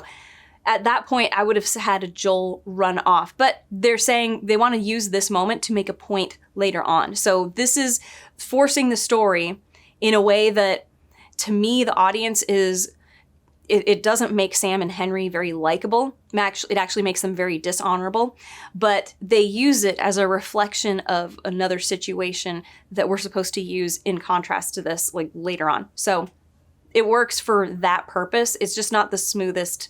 It's not the smoothest storytelling. Like, I think we're supposed to like Henry and Sam quite a bit. And yeah, we'll get to that when we get to that. There was a note here, a negative note. So despite my whole, it's okay for, the stage whispering and the sneaking, creeping and whatever, there were a few times where Joel strangles a guy, where there are other guys who can see him doing this and they don't do anything. They don't shoot him or anything. They just kind of wait for Joel to be done strangling the guy and pull out his gun and shoot them. And that's just a flaw in the gameplay, I'm guessing. So, I mean, it wasn't the worst thing ever, but I imagine this would be less and less acceptable as games become more and more sophisticated. Like, I would expect that if there's a guy standing there staring at you and you're strangling one of his buddies, he wouldn't just stand there and wait for you to be done strangling him and then you're able to pull out your pistol and shoot the guy before he does anything. Like, the more realistic the game becomes, I think the more engaging it is. So anyway, that's a nitpick. Nitpick. Ooh, then we have a good scene where they're being chased and they come to a bridge and Joel is like, we're gonna make our stand here because the water is such a torrent underneath the bridge here that he knows if we both jump, Ellie is going to drown. And Ellie is like, we have to jump. And he's like, no, we'll stay here and we'll fight. And then she's like, there's no way we're gonna win. Like, there are way too many enemies. There's no way Joel can beat all of them. And so she jumps off of the river. She says, you will keep me from drowning. You'll keep me afloat. And she jumps off, and Joel, having no, like, what would he be standing there fighting for, has to go after her, or might as well go after her. And he does manage to get her head up above water, but of course he gets knocked out and we go, oh my gosh, what the heck happened? And then he wakes up on the shore and we find out that Henry and Sam had come back for Joel and Ellie, or come back sort of to try and hopefully they got past this situation, and luckily they did. And then they noticed Joel and Ellie jumping into the river, and so Henry jumped in and saved both of them, which I liked that. Not 100% sure it makes up for them abandoning them. It took all four of them working together to get past these enemies. Because we know that Henry would not have been able to do it by himself. He actually stated earlier that, because Joel's like, why haven't you done this already? And he's like, well, the opportunity hasn't arrived yet. And then he saw Joel and Ellie and was like, capable guy, not with these bad guys, good at protecting. I need this guy if I want to get past there. So he used Joel and Ellie to get past these guards. And then once he and Sam were safe, even though Joel and Ellie were helping him, he just abandoned them. So for me, him going back and just happening, luckily, to come across Joel and Ellie in the river and being able to go in and save them, that does not quite make up for it. I think you'd have to do something else, another extreme something, in order to make up for abandoning them. He would have to put himself at risk in some way. And I'm going to get people going, wasn't going in the river putting himself at risk? No. And first of all, this was all by chance. And secondly, it all happened off screen. And I say this a lot in my reviews because this is how it is in editing. If it is not written in the story, I have to treat it like it did not happen or it is not true. You need to have something in your writing to say this is what happened. This is how it went down in order for it to be true. And this is also true. This happens very much with character development off page. Something like this event, Henry jumping into the water to save them, how do we know it was a harrowing event? How do we know that, what's the names? Joel and Ellie didn't bang into that rock and drift into like an easy current area where Henry could literally just jump in and swim 5 feet out to pick them up and bring them in. This is one of those holes in the writing that it just didn't fill in enough certainty of what the situation was. Like, if Henry went out there and he's bleeding from his head and we find out he actually did brave the rapids to save them, that would have been an improvement to, I risked myself to coming. And he goes, I risked Sam to come back and save you guys. No, we didn't see that. How do we know you put like more risk than the risk you would have been in just running away anyway? Because you're at risk no matter what you do, no matter where you go. This just wasn't enough for me. I would have liked to have seen a little bit more evidence of some big risk, and if they didn't provide it, which they didn't, then we would have had to have seen something else later on. That would have been a much more satisfying situation for the whole, I risked Sam to save you guys, And that makes up for what happened. Make sense? Balance. Oh yeah, and I don't know if I mentioned it, but the fact that Ellie jumped off that bridge and she just says, "You'll keep me afloat," and just jumps, knowing that if I jump, the only way I'm going to survive is if Joel comes after me. Like, that trust, that's like the ultimate trust fall. I loved that. That was a great moment. I do wish they had something like that in the show. It would have been so nice. I can't think of any instance like that happened in the show. I might, again, be forgetting, but I also feel like it would have made her more likable to show that she's really putting herself in his hands deliberately. Like, and it's a very blatant, I'm trusting you with my life because I'm going to die by doing this thing unless you save me. It was a good thing also for Henry to present to Joel, because Joel's very pissed at Henry for abandoning them. But Henry's rebuttal saying, hey, would you have done anything different if our situations were reversed? If it was you and Ellie up there and me and Henry down below, would you have stayed? And you kind of get the impression that Joel would not. But the thing is we are watching Joel on this journey of becoming a better person. And so we would assume that as he goes on this journey and becomes, again, better and better and better and better, he would come to that state where you go, okay, Joel would make the effort to save them. Like, he would make that effort to protect this extension of his family, like allowing himself to have a family, and Henry and Sam being that extension. They weren't at family status though. But see, so Henry and Sam, they were not in a morally superior situation. What it was Henry and Sam, Henry made the choice to do the thing that Joel would do at this moment. And it is the thing that Joel surpasses morally later. Like, that's the journey. That's what I'm trying to describe here, is that we are seeing Joel and we're saying, look, this is what you would do.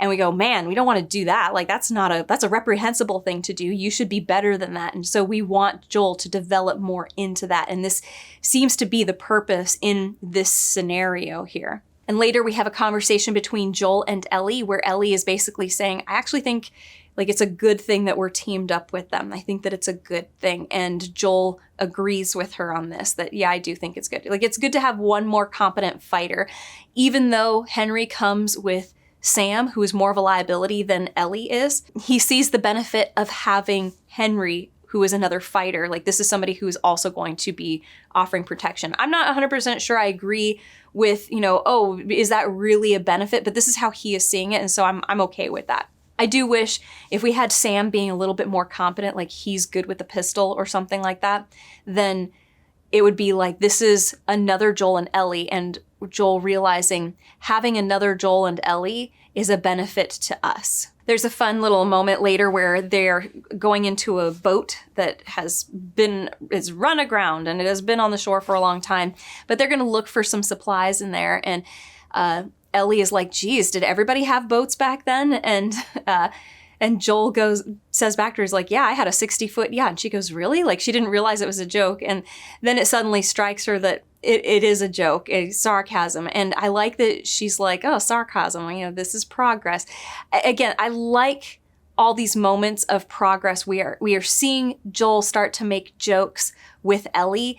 And that is just, it's a very nice slow burn, like Joel opening up to Ellie, becoming more familial like with her, being somebody who is joking with her and teasing her and having inside jokes with her. I like this. This is really nice. And private conversations where he's being honest about how he feels about things, like saying, I think I agree with you. It's a good thing that Henry and Sam are with us. Like, this is a positive development in our journey. Then we get to a bit where Henry and Ellie get separated from Joel and Sam. So like, we've switched the wards. So Sam is now with Joel and Ellie is now with Henry.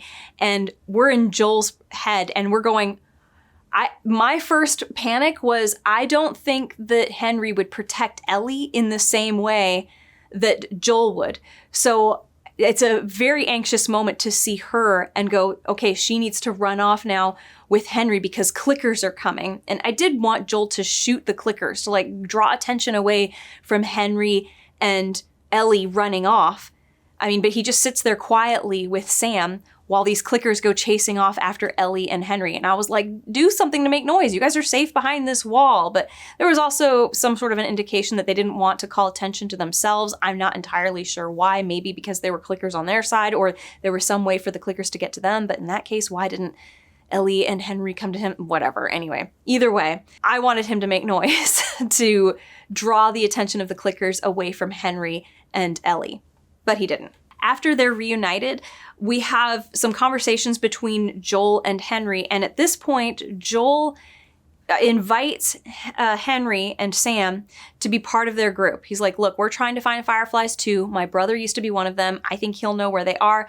Why don't we travel together? And it's kind of settled that we're going to travel together.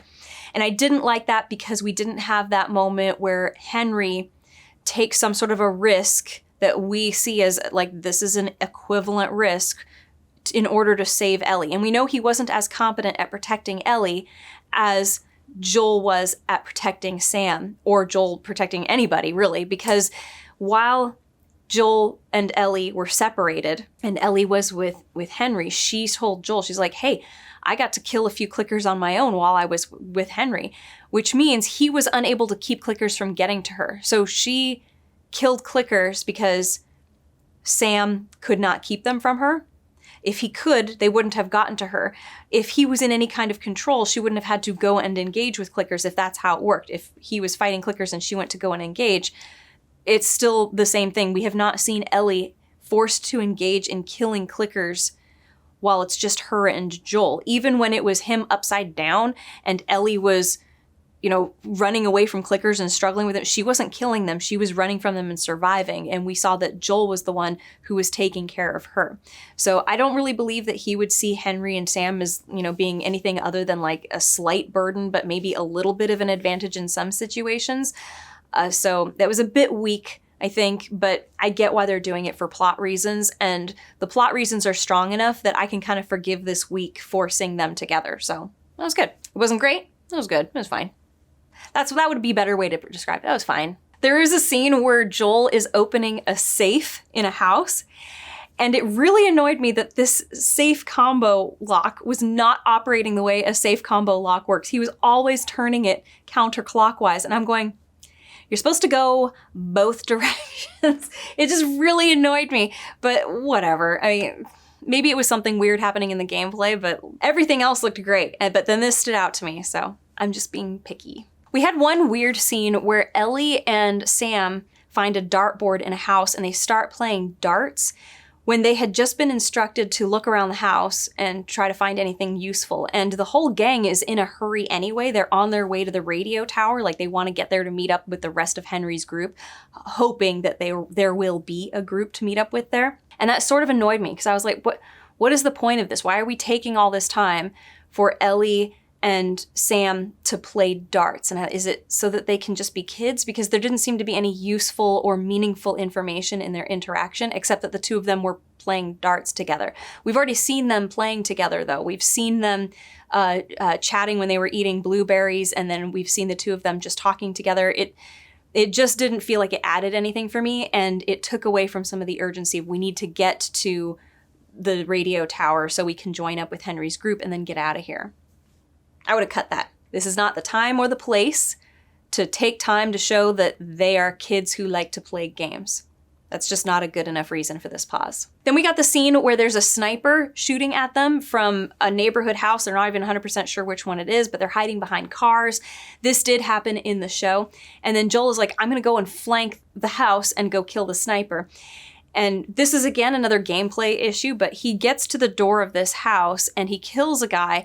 And as he's going over to kill that guy, you can see another person coming down this alleyway towards Joel. But then when he gets up onto this patio area and he kills the one guy, he turns around and the guy who is coming towards him is suddenly further back. And seems to be a glitch in this Matrix here. Where did the guy that was just almost at him a moment before he killed this first guy, where did he go? Or was that him and he appeared further away? It's a glitch in the gameplay. Glitch in the gameplay. Then we get that scene in the motel where they have, they're spending the night. Anyway, it becomes pretty obvious that there is no rest of Henry's group. Doesn't look like they're gonna show up.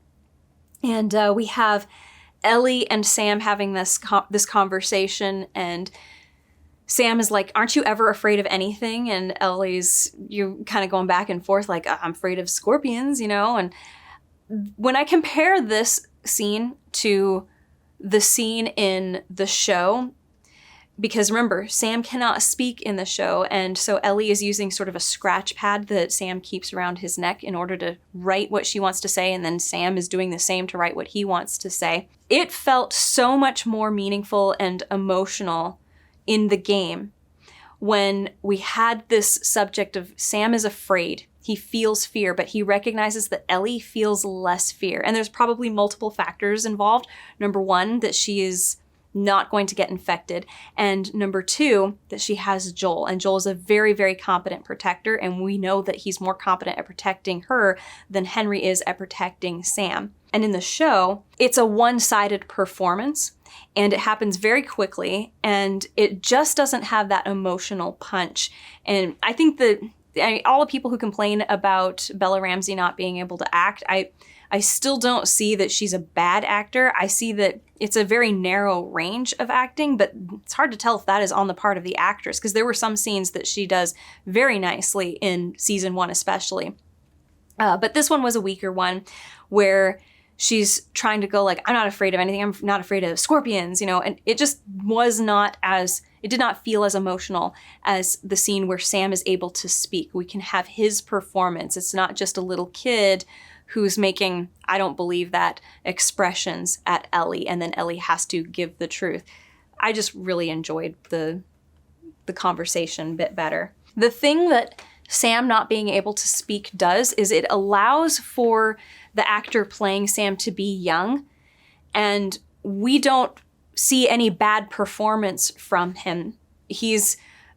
All he has to do is quietly react with his eyes.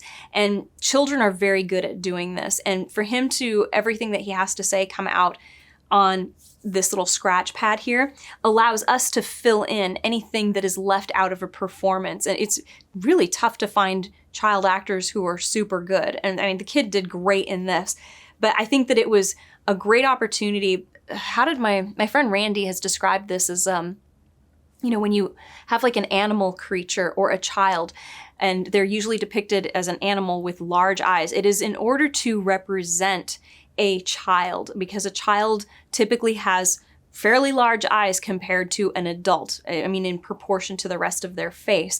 And it depicts innocence. It depicts a sort of a voiceless voice that we would get from most children in a situation like this. We see fear when there is a dangerous situation. We see pleading when there is a situation where this child deserves more.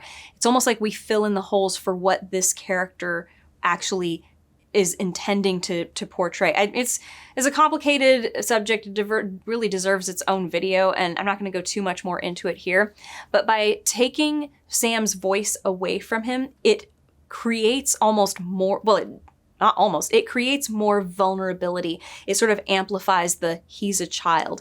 Whereas I had issues with Sam having a voice that was more like a teenager's or adult's voice in the game. I liked the childlike, the amplified childlikeness of Sam in the show more.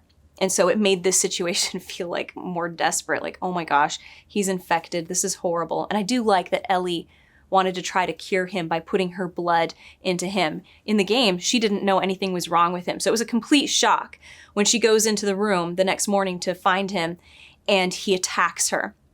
Like, that was, I was a little surprised that Sam slept in a different room from Henry, which is what was kind of implied here when Ellie was asleep in the same room that Joel and Henry were hanging out in. So that was a little confusing, but whatever. Anyway, I liked the idea of the kids deciding they wanted to sleep together and that they were going to be, you know, reading comics at night and then chatting at night. And then this horrible truth comes out that Sam has been bitten and he's scared of becoming a monster. And Ellie immediately like, my blood is medicine, I can help you. One thing that the show does with that is it establishes that Ellie believes that the cure is in her blood.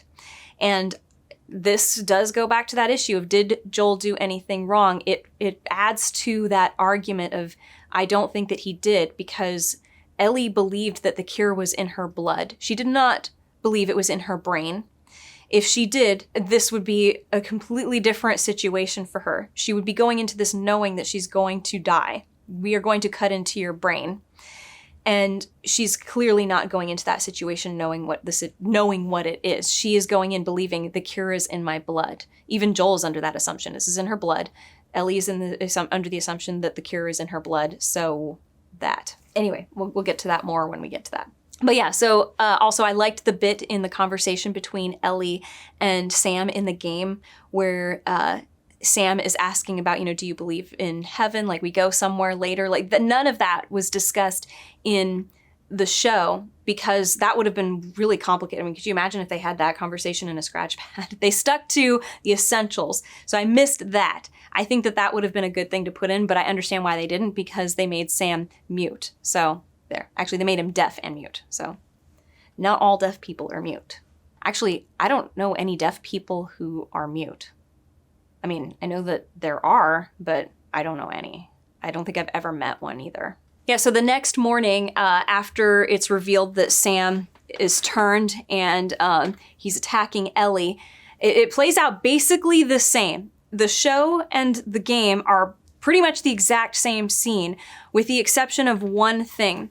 So in the show, Henry, after he shoots Sam and kills him, Henry says, "What did I do? What did I do?" And I love that we just see the blood spreading. He's not looking at Sam's body. He's just, well, I mean, the audience is not looking at Sam. I thought that's actually, it's weird, but I have an appreciation for courtesy on the part of the cinematographer and the director. Like, we don't need to see that Sam is dead. I like that. Like, there's no reason to show the gore. Seeing the blood spreading is it's almost like it makes it worse because now it's up to our imagination. Not that we want to imagine anything like that, but it's almost like the implication of this horror being shown just in this puddle of blood growing is such a great symbol for something so big that it would be hard to, it would be impossible to encapsulate it with just the image of a dead body. And so showing less is somehow more. I don't know how else to explain it. That's worthy of its own video too, really. But now in the game, I don't like one of the lines that Henry has. He immediately starts blaming Joel for this, for Sam getting bit or getting shot. Because he shoots Sam, and then he tells Joel, "This is your fault." And I don't know if they were trying to imply that he is saying this about himself, like Henry is saying, "This is your fault," because he's looking right at Joel when he says this and pointing the gun at Joel. So it seems pretty obvious he thinks that Joel is the one at fault, but then of course he turns the gun on himself just like he does in the show and kills himself. I did like in the show, again, courtesy on the part of the cinematographer does not show Henry shooting himself, but instead shows Ellie's reaction. I thought her reaction was great, sort of a like shock. Just this almost she's like in the middle of crying and it comes out as like shock in the middle of the cry. Like, it's great. That was actually a beautiful performance. Anybody who wants to criticize Ellie's performance, or not Ellie's, Bella Ramsey's performance, like, did you forget about this moment? Because I thought this was great. I'm telling you, it is 99% in the writing that we don't like Ellie in season 2. So I want to jump over really quickly to some scenes that I rewatched in the show. So first of all, in the show, Ellie leaves the scratch pad on the grave, and on the scratch pad, because Joel buries Henry and Sam, and this is the next morning, Ellie shows up and she leaves the scratch pad and it says, "I'm sorry." Like, she's apologizing to Sam that her blood wasn't able to fix him. And it's unclear, but pretty obvious that she has not told Joel that she tried to save Sam the night before. But he obviously recognizes that she sees some sort of a responsibility, like, "I'm sorry." And she leaves this note here, and then she goes, "Which way is west?" No emotion whatsoever. And Joel is like, "That way." And she just walks off, and Joel's left there kind of going like, what is going on? Like, why is she reacting this way? And once she's at a far enough distance, she basically says, "Hey, come on, let's go. We gotta go." Her not reacting the next day, having nothing to give, to me is in some ways the opposite of what we had of Ellie in the game, because Ellie was more of a sharer when there was grief. See, in the game, after this incident, Joel is the one who is cold, not Ellie. There's no burial or anything. They just keep going. And later, Ellie and Joel cross paths. Well, not cross paths. They cross over a child's grave. It's like very obvious that it's a very small child, like toddler size. Even a teddy bear is left on it. And Joel is like, that is way too small of a grave. Like horrified at the idea of, this is a child who has died. And Ellie brings up, I have that toy robot. So at one point in the game, Sam picked up a toy robot and wanted to keep it, but Henry's like, absolutely not. We only take what we need, right? And so Sam leaves it behind, but obviously Ellie came and took the toy robot. And later she shared with him like, hey, I took it so you can play with it whenever you want. And he doesn't need to know, which was a cute little sharing moment there. But she still has this toy robot and she's like, I don't know what to do with it now. And Joel says that he doesn't want to talk about any of it, which is exactly how he was about Tess earlier. So he's repeating this. This is like a repeated pattern here.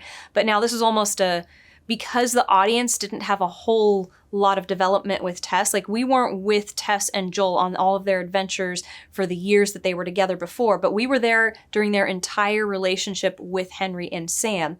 So for the audience, this has more of an impact for us than Joel losing Tess. So we would really want to see what is his reaction here? What is the situation here? Also, Joel was at a different stage of emotional and psychological development on his character's journey. So we really want to see more of like, what is his reaction after this loss? And Ellie is the one wanting to talk about it, wanting to do something about it. Like, I want to do something. And he's like, no. And he tells Ellie, when things like this happen, you have to move on. You just move on. And Ellie very strongly indicates, this is not enough for me. She's not satisfied by this at all. Now, another thing that happens in the show here that did not happen in the games is the encounter with the Native American couple living like in the middle of nowhere. I don't know why, but I could it's the Northern Exposure couple. That's what I grew up watching Northern Exposure. Like that was the show that was on when I was a kid. But this scene I'm remembering because somebody in my comments, when I was saying Joel did nothing wrong, goes, well, don't you remember when he stole food from that couple? And so I watched this scene again and I go, he did not steal food from this couple. So he shows up with Ellie. And yeah, there's obviously some threatening that goes on, but it was more like just in case I'm going to keep my rifle on the guy who comes in because you don't know what his situation is. But basically, the older Indian guy comes in, he's just killed a rabbit, and he's like bringing the food home, and Joel is there, and Joel's like, disarm yourself. The guy disarms himself. The lady who is there is perfectly at ease, just chilling in the chair, and she does not look like she has been deprived of food. So when he's like, oh, they stole food from them, well, they clearly are not starving, for one. But the situation is this, and it's funny. So the old guy notices that his wife has made food for them. He goes, you made soup for them? She's like, yeah. Like she's totally unbothered and feels unthreatened by these two. And it becomes clear that this is not a threatening situation. And then Ellie draws attention to herself and comes down, and I like that the old guy recognized that she's a Spitfire, and he's like, holy moly, like what the heck is this kid? But okay, so back to the whole Joel did nothing wrong. So Joel was cautious, wanting to know where are we? And once it became clear that, okay, these guys are not a threat to us and we are not a threat to them, so we're all okay, the rifle goes away and they are just having a conversation and then it's over. They figure out where they are and he asks, is it safe for us to go over to Jackson this way? And they're like, it is not safe, like don't go. But Joel realizes, I have to go. And these two people are like, you're gonna die if you go that way. And then he has his anxiety attack after this. But he leaves and he hasn't taken anything from them. The only person who takes something, steals something from them, is Ellie. They're walking out and Joel is in the middle of or he's starting to have his anxiety attack. Ellie is behind him and she steals one of the dead rabbits that they just shot. And Joel tells her, put that back. Like, don't steal from these people. Put that back. Even though they clearly were hungry, but they got fed willingly, obviously. And Ellie does not put it back. She keeps the rabbit. And then Joel has his panic attack and Ellie goes over there. And I hated that yet again instead of her saying, are you okay? Like, oh my gosh, Joel, are you okay? Like, she's concerned about him. The way that she like calls attention to the situation is, you can't be injured. You can't be doing this because, are you having a heart attack? Because if you die, I'm screwed. Like, that is her main concern. This is very poorly written. And you can say in the comments all you want that like, no, she's supposed to be saying that to prod him into, hey, you need to stay alive because you care about me so much. I'll die if you don't stay alive. Like, that's her way of motivating him to continue living. It was the wrong choice of words. You can say all you want that this means something else, but is that really better than, no, Joel, please don't. Like, you're going to be okay. I'm going to help you. Anything would have been better. Anything would have been better than, if you die, I'm screwed. Because that just makes his death all about, if you die, I will die, and that's the worst thing that could possibly happen is if I die. That's how it comes off. It was a bad choice in words. I would have not used those at all. There's any number of words you could have used that would have been better. And those were not among even the top 20. Okay, there was a scene in the game that made me chuckle after Tommy and Ellie meet up with Tommy and Marie. And they're at the hydro plant. And Marie's people are trying to get the hydro plant like working again so that they can have power in Jackson, like it stopped running. And at one point, Ellie sees the horses, just like she did when she arrived in Jackson in the show, which was nice. And she wants to go and pet them. And Marie's like, you can come and pet them.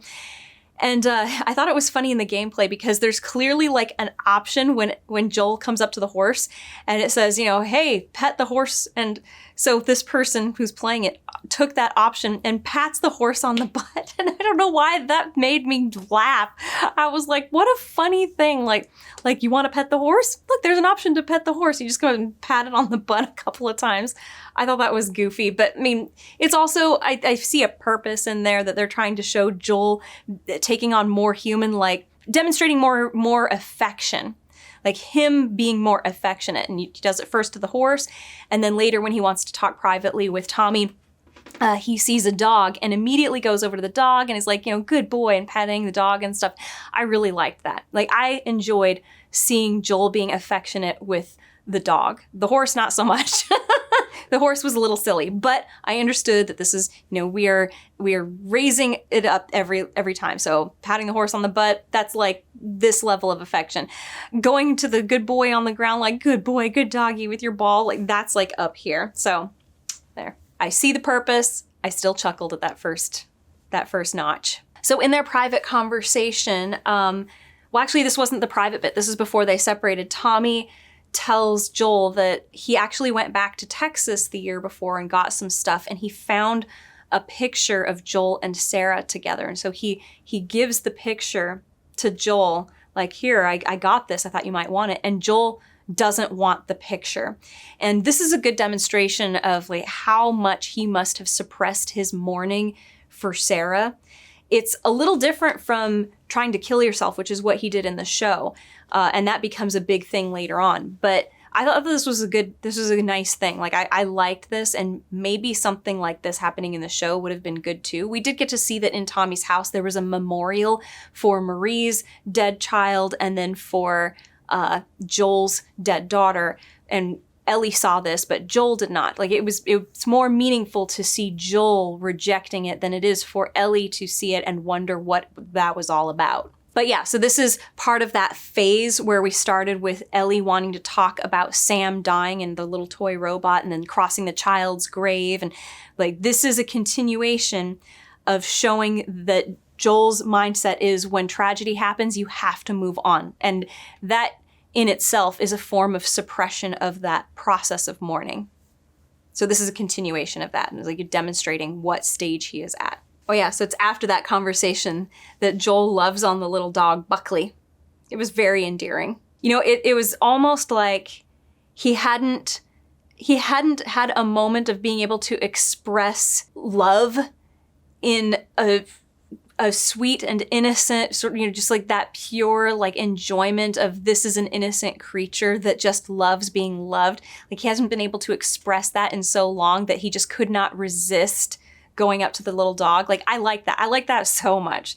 That moment brought way more, I think, emotion for me, just loving Joel experiencing love again in some form than anything else that has happened really so far. So it was a powerful moment. Just petting a dog was so powerful.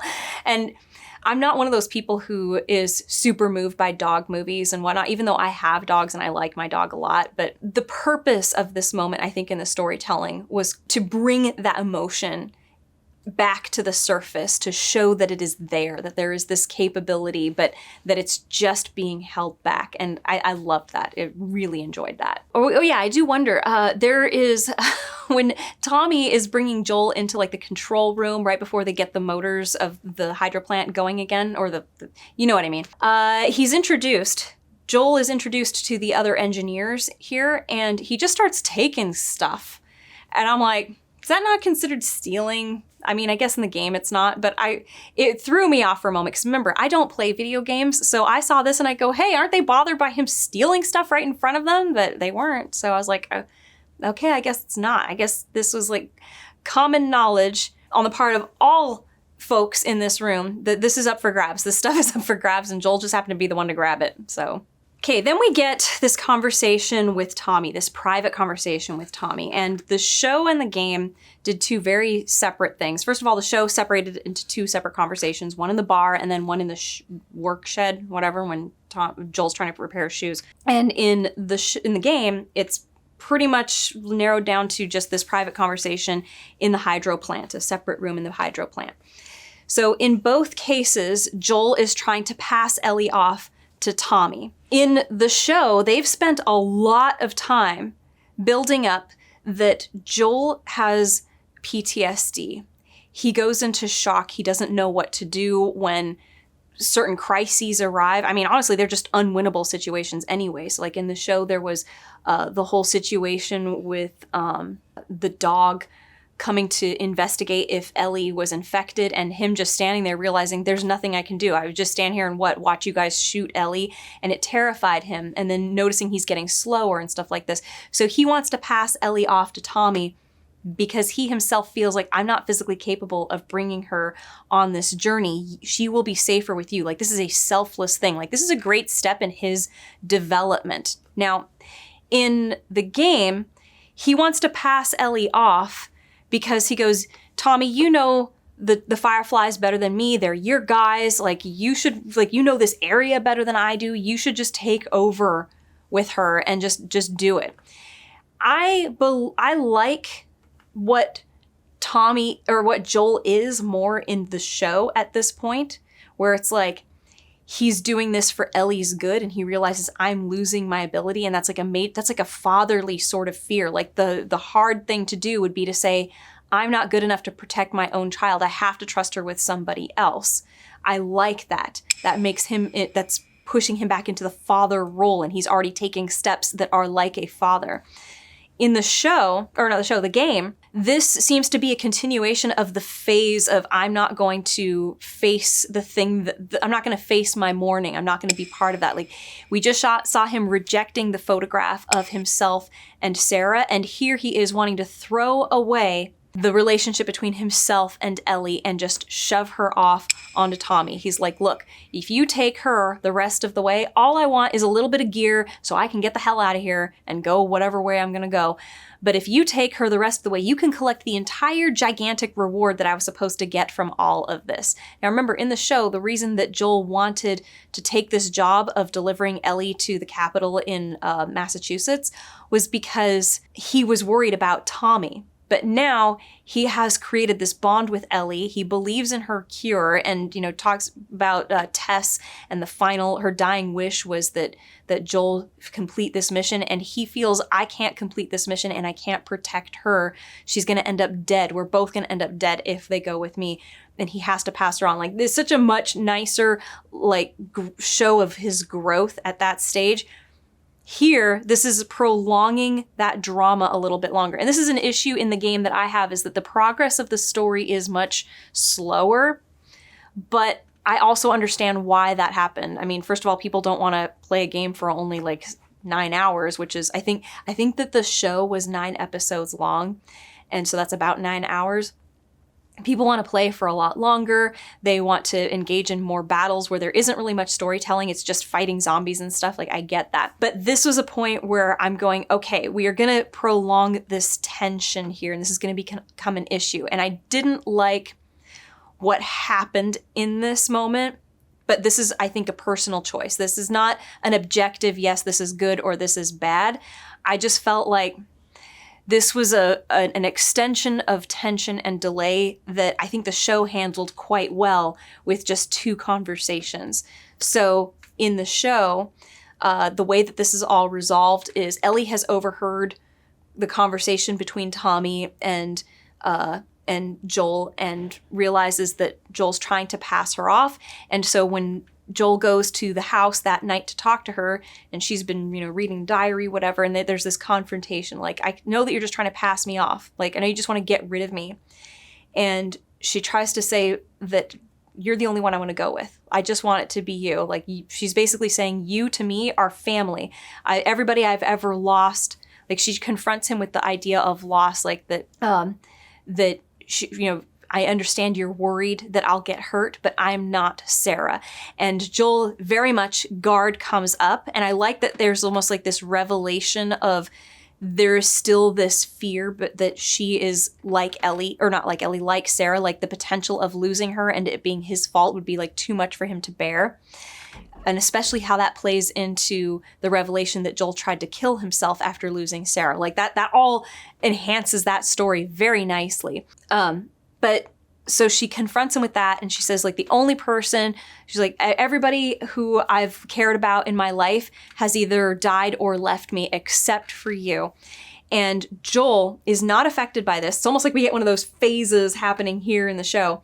And he leaves, and we're left with assuming that the next morning Ellie is going to leave. As a matter of fact, Tommy shows up to pick up Ellie, and Ellie's already dressed, and she's got her rifle, and she's like, all right, let's go. We're not her rifle, her backpack, and just follows him off. And they go to the stables, and Joel is there, and she's like, what'd you come to say goodbye? And he's like, no, I came here to steal a horse. And he's like, he basically reveals that, look, Ellie, I think that you have earned the right to have a choice in this matter. And she, like, without even question, like, we're going, get up, let's go.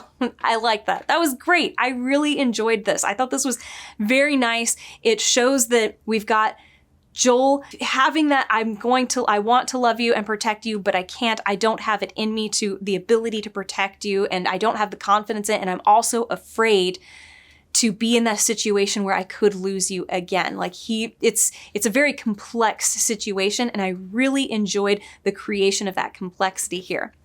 Now, in the show, or the game, it's slightly different. First off, in the game, when Joel's, first of all, he's trying to pass off Tommy because, the Fireflies, blah, blah, blah, all of that. Like, this is your territory. I just want to pass her off and I'll leave and you can have all of the reward and that'll mean so much to you. And Tommy's like, nope, I don't really have any interest in that. And when Joel reveals the bit about Ellie is immune, that does not affect Tommy or seem to affect Tommy at all. And I don't understand that. To me, that's not believable. I don't really like it. But in the game, we can see that Ellie sort of picks up on, when they come back, that Joel is passing Ellie off to Tommy. And so she steals one of the horses and sneaks off and puts everybody at risk. And although, at this point, she actually has earned the right to do this and still remain likable, but I was still annoyed that she did this because, like, what a huge risk. She's putting Joel at risk. She's putting Tommy at risk. She's putting herself at risk. Like, it's a lot. And she runs off knowing that there were just raiders there. Like, they were just attacked. So anyway, so she's torn off into the wilderness and ends up in this house, and we have essentially the same conversation that we had in the show, up in the bedroom where she's reading the diary and she tells Joel, like, the only one who hasn't left me is you. All of that all happens right there. Oh yeah, also, I did like that Joel gets angry at Ellie saying, do you realize what, how valuable your life is? I can't remember the exact words, but essentially he is conveying that your life is really valuable. It's important. Your life is important. You are immune.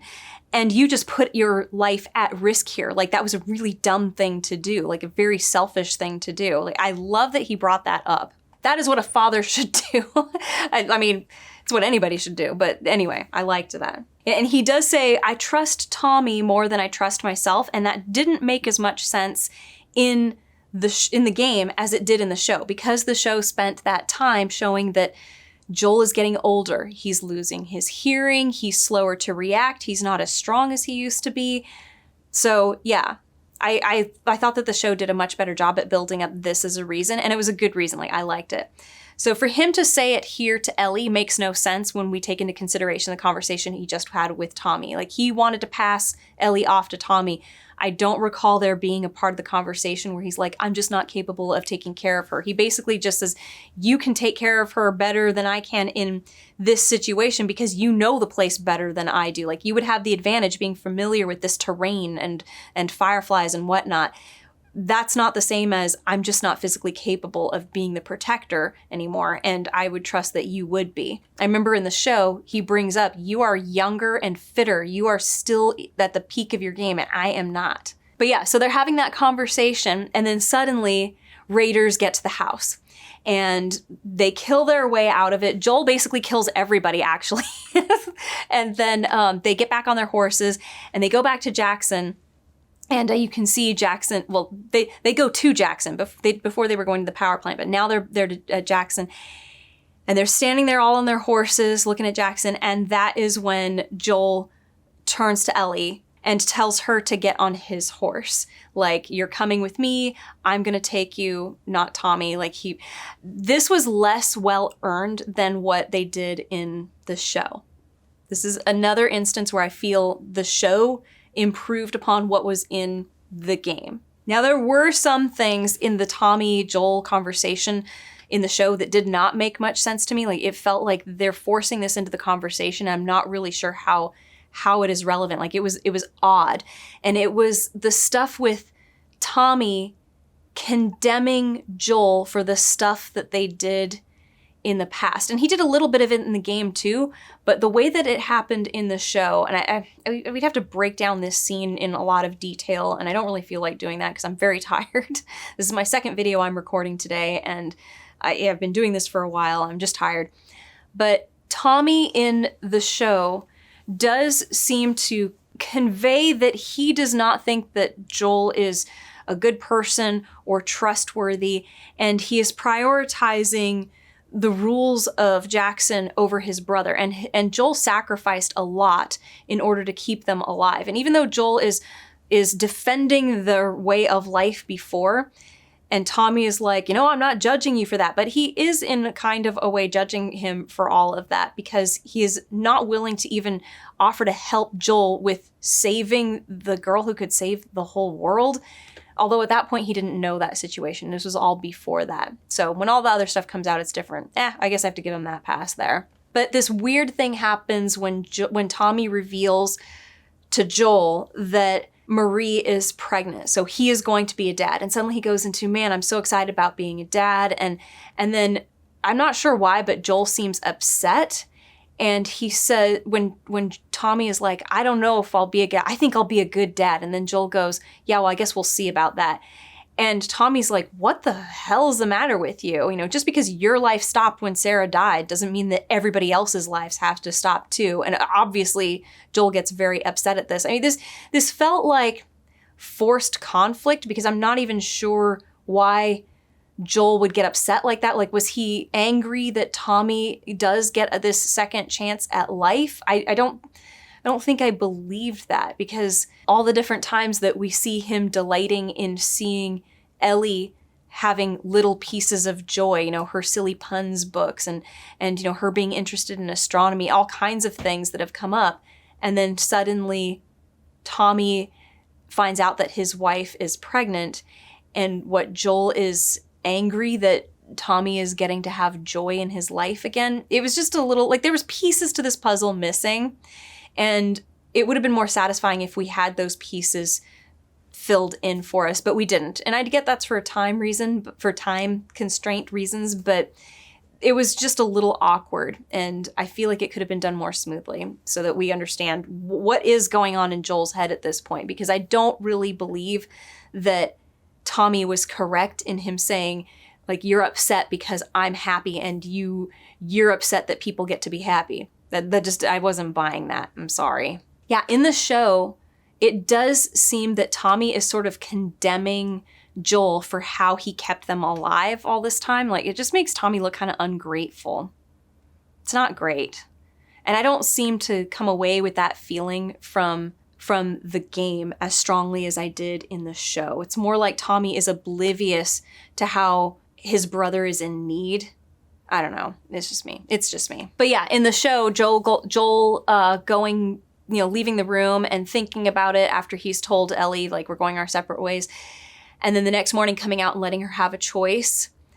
If he had come out and said, all right, I'm going with you, that I would not have liked. But the fact that he came out and said, you deserve to have a choice. Like, do you want to go with me or do you want to go with him? That was a nice, like, we didn't take it too far with him deciding he's going with her, but we did decide that he's going to let her choose. I like that. It also helps feed into the moral conundrum at the end of the story. So, which again, we will get to when we get to. So I gotta move on, gotta move past this.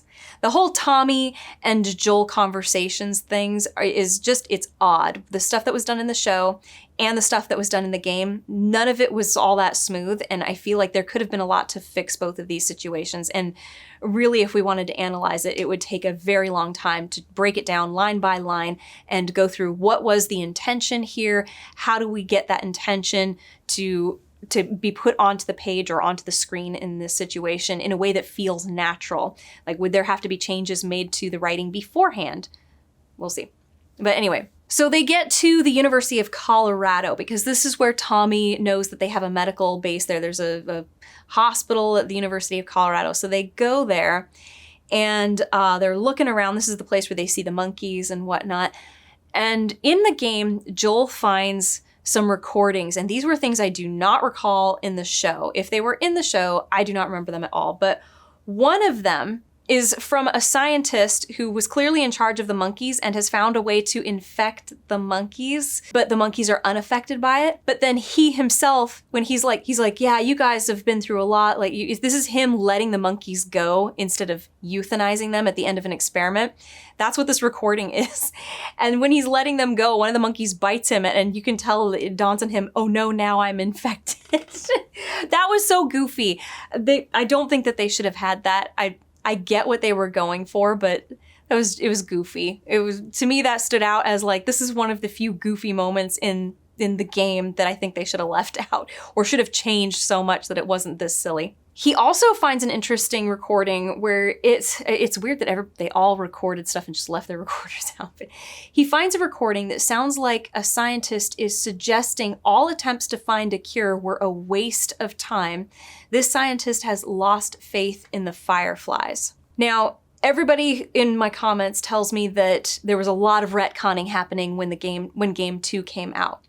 If I did not know what happens in Season 2 of the show, I would have seen this in Game 1. And if I was rewatching or replaying the Game 1 over and over and over again, I would have been like, this is very strong evidence the fireflies were not really able to create something. They've been trying and trying and trying, and they just keep failing. Like, even with the monkeys, they couldn't create something that made the humans immune. It was just the monkeys. And the monkeys could still, whatever it was that the monkeys had, once it got to people, it just didn't work on the people. It infected them and they died. To me, this is very strong evidence that they did not have a sure set path to a cure. And that's important to keep in mind. It is not solid 100% evidence, but it is pretty strong that it's leaning that way, that the fireflies really didn't have a surefire way to make a vaccine or a cure or whatever, which they use different terms in the show and the game, and we'll talk about that. But yeah, then raiders attack, and we know which group this is when we know what's going to happen in the story. And it did bother me once again that there's a point where Joel is in the same room as multiple raiders, and he kills one and doesn't get shot by any of the others. They're in the same room, and he kills one of them and strangles them. And yeah, anyway, that is starting to bother me. But again, that's a gameplay issue, and I have to let it go. That is a me issue. That is not a storytelling issue because of the medium. So I have to give that to the game. But yeah, so in the game, Joel falls off of a second-story balcony, indoor balcony, onto a piece of rebar that goes straight through his torso, well, abdomen, I guess. And I like, there's no way you're gonna survive very long from something like that. Like that is, especially with no medical intervention, you're screwed, man. You are dead. In the show, he was stabbed by what looked like a shiv made out of like wood that was sharpened, and it wasn't very big, and it just went into his side like that. I believe Joel surviving, but being seriously injured in the show more than I believe it in the game at this point. But I mean, I've seen Joel get shot and hit multiple times in the game. Anyway, I didn't believe that as much. But I did like that even though he's got this rebar in him and he sees the raiders coming towards him and Ellie, because Ellie is there with him now, and he just starts shooting. He's still defending Ellie even though he's got a piece of rebar through him. I love that. I do love that. That was great. And then Ellie has to lift him up, and he is too delirious to really do anything. And Ellie has to kind of get him out of this situation. I loved all of that. It was good. That was all very, very good. They did similar stuff in the show, but it lasted like 2 seconds. Basically, Ellie just has to get him up onto the horse, and then as the horse is galloping away, she's turning around and shooting behind her at the raiders that are running after them on foot. There's no way they're going to get them. Yeah, anyway. It was definitely more dramatic in the game, and I felt something more. Like, I was more like, oh my gosh, Ellie, you can do this. Get him out of here. You can do it. Whereas in the show, it just happened like that, and then it was over. And I was like, and I'm not even sure how much of them getting away was really on Ellie. Yeah, so another thing, in the game, when Joel really starts to lose consciousness, Ellie begs him to get up and tell her what to do. Please get up, tell me what to do, tell me what to do. And in the show, when he falls off of the horse, she goes over to him and goes, what am I going to do without you? What am I going to do without you? Again, it's just the choice of words is not the best. It does seem more like she's concerned about herself. What am I going to do if you're dead? Like, that's her concern. What am I going to do? What am I going to do? And it's different from going, tell me what to do. Like, tell me what to do, because she's trying to help him. Tell me what to do. That is less about me. That is me wanting instructions because I've got to help you. It's just a bad choice of words. This is where it becomes important for somebody with an English, linguistics, or literature degree to examine the word choices in the writing, because word choices do matter. That small line difference makes a big difference in what it means for the character to be saying that in that moment. Like, what does that character mean? In one case, it makes Ellie look a lot more selfish. Like, her main concern is, I will have problems if you're dead. And in the other one, it's, I really need to help you. Please tell me what to do. Like, to me, it seems obvious, but maybe it's not obvious to everybody. I don't know. When we get to the part where Joel is basically unconscious and Ellie is now hunting to take care of him. And it does seem like in both cases, there's been some time passage. We go from fall to winter, and I'm going, how long has Joel been suffering with this infection? I mean, I don't think he would last very long, maybe a few days. Like, this is not a good wound in either case, but anyway, so Ellie is out hunting. She gets a buck. She encounters David and his buddy boy, and she gets buddy boy to go off and get antibiotics. Says, you go get antibiotics and bring them back, and I'll let you guys take some of the elk or something to that effect. Doesn't really matter. The major difference between these two scenes in the game and the show is that after buddy boy has left and it's just Ellie and David, in the game, Ellie and David fight a bunch of infected that start attacking, and I really liked that. I like that they're showing, like, Joel and Ellie have a very specific relationship, but this David guy comes along, and it's almost like he's a great replacement for Joel. Like, this is another partnership that could technically work. As a game player, being in Ellie's shoes, which, by the way, it seems like she runs way faster than Joel does. Maybe she just looks like she's booking it a lot more. Like, the motion capture actress really did a good job with Ellie kicking ass when it comes to running. But I liked that there was this creation of a very quick bond, at least in combat, with David. Like, he's a capable killer. He recognizes that she is a capable killer. And so that set up what happened next so much better. Whereas in the show, they basically just sit there and have a conversation. And then, of course, David reveals that we were the guys who attacked you in Colorado. And now he wants to know where the big guy is. And but he also wants to capture Ellie and yeah, all of that. But of course, Ellie manages to get away. And in the show, I remember being so annoyed. I was like, why, when you know these guys are looking for Joel, would you go back to Joel? You are in the snow.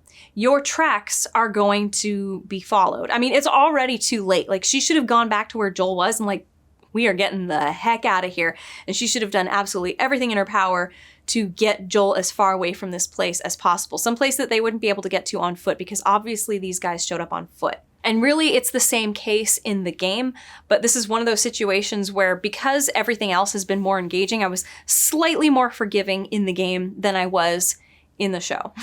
But it's the same offense. It really is the same offense. It should have been fixed in both of them, but I also get that they want Ellie to get caught by David's group. And so this is how they do it. They do this. Sometimes as a writer, you have to make a choice.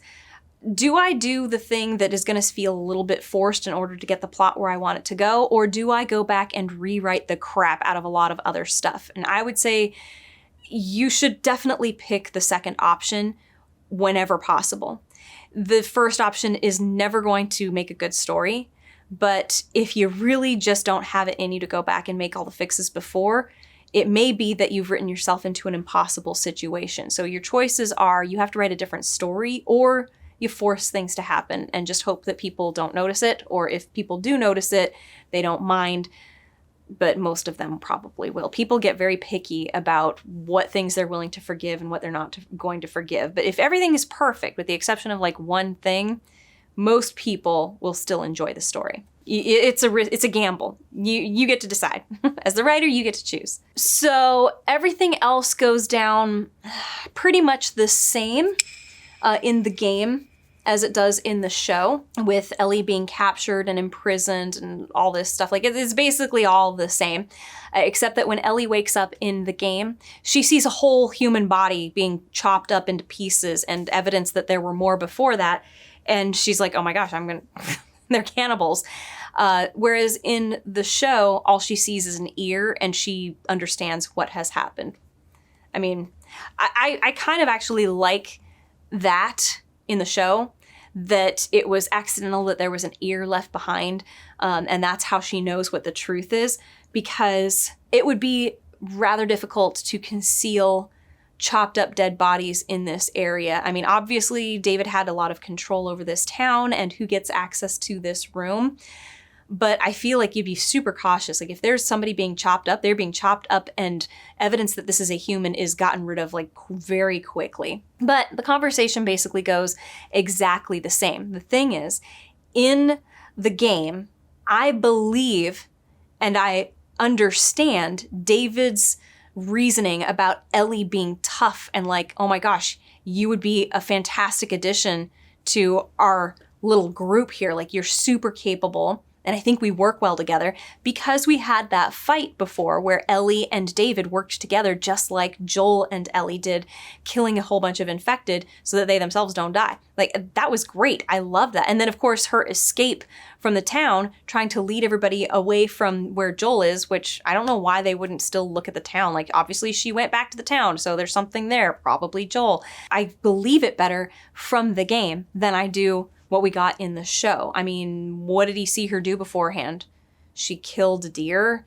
She spoke aggressively to Buddy Boy, and that was it. And then, I mean, I guess, okay, yeah, so she escaped all of those guys when they were surrounding the town and whatnot, but it still was more like, even in the game, she actually killed a bunch of those guys. Whereas in the show, she's just running away from the town, and one of them flanks her basically and shoots the horse, and so she gets captured, which is what happens in the game too, but she's also killed guys. So it's definitely more believable in the game. Like, they set up him believing that she's a strong person and a survivor, and like, we really need somebody like you. Like, that is more believable in the game than it is in the show. But the game did something else later on that I think was way more believable than the show. And then I get really annoyed at this sort of thing, and I believe I did in my season 1 reviews. But when Ellie is making her escape, it all pretty much goes down exactly the same as it did in the show. But when she's escaping David's custody in the game, she kills a bunch more guys on her way out. And I think if the show wanted to do this right, they would have shown her in these escape situations or times when she's making these escapes where she's killing people, whether they are raiders or infected or whatever, and her kill count is slowly getting higher and higher and higher. And then here we have the ultimate, she gets herself out of David's custody and out of David's town and makes most of her kills. But now the thing that the game did, or the show did, that I did not like, but that the game did not do, and I thought that was more believable, was in the middle of this restaurant that David and Ellie are wrestling in, like she is fighting for her life, David is ready to kill her, he decides to stop and rape her. The building is burning all around him. I did not believe for a second that he would do this. I was like, what? He was angry. He should have wanted to just kill her. The rape, I think, was put in there just for the purpose of having it in there.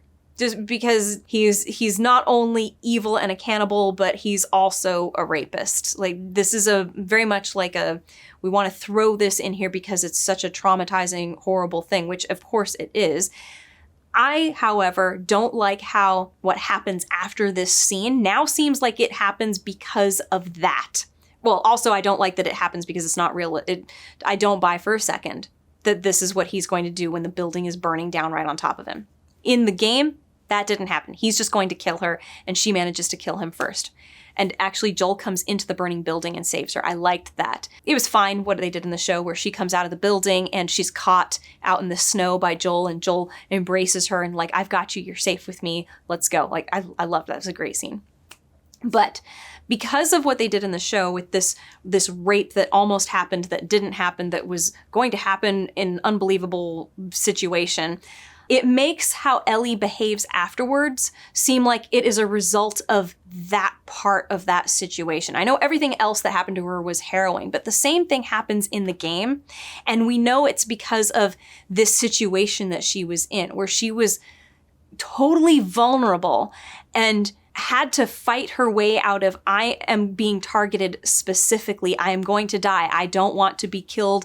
I don't want to be part of any of this. She wants to get out of it. And she could not rely on Joel at all in this situation. It was all just her, and it was terrifying, and she thought she was going to die. Like, all of that, I like that. And it's very relevant to everything that we have had happen in the series up until now, or in the game up until now. It's all been about survival. And then here you have this random rape that is thrown in, and now it seems like her behavior afterwards is because of that alien thing that was stuck in here unnaturally. Now it seems like this is the big thing. So I made the comment in my review of season 1. I said it almost seems like she is acting this way. It looks like she is acting this way because she got raped. But she didn't get raped. The guy attempted to, and then she didn't.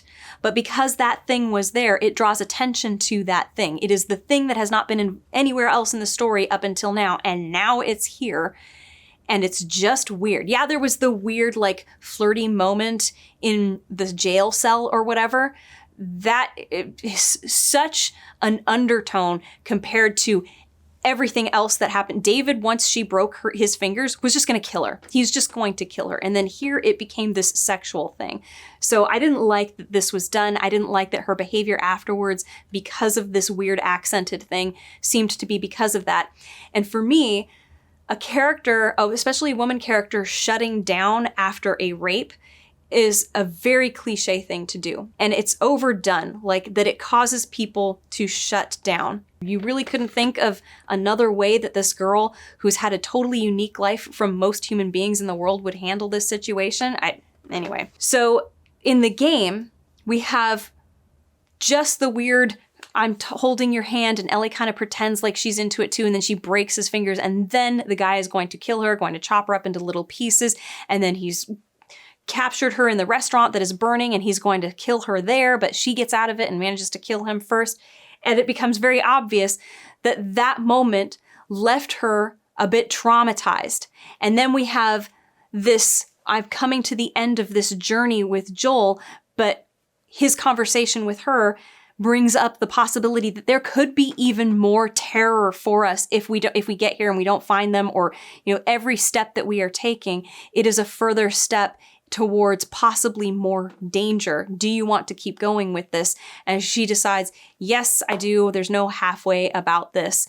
And that gets more into the final moral conundrum. That gets better into the final moral conundrum of, do we keep going despite the danger to our lives? Whereas in the show, it just was this weird thing that happened in this one instance and really didn't have anything to do with the rest of the story. So it was sloppily done in the show. That's all I can say. It was just sloppy, much more sloppy. Now, in the conversation immediately following this, and some time has passed again because we can see Joel is up and about. He's able to move, doesn't seem to have any kind of limp or he's okay. So he has healed thanks to the antibiotics that Ellie was able to get into him. But we have the scene where he's going through, I think it's an RV, and in the show, he just tells us that, he found a guitar in there, and that brings up a conversation that they've had ongoing about him wanting to play guitar and wanting to be a singer and also wanting to be a sheep rancher and stuff.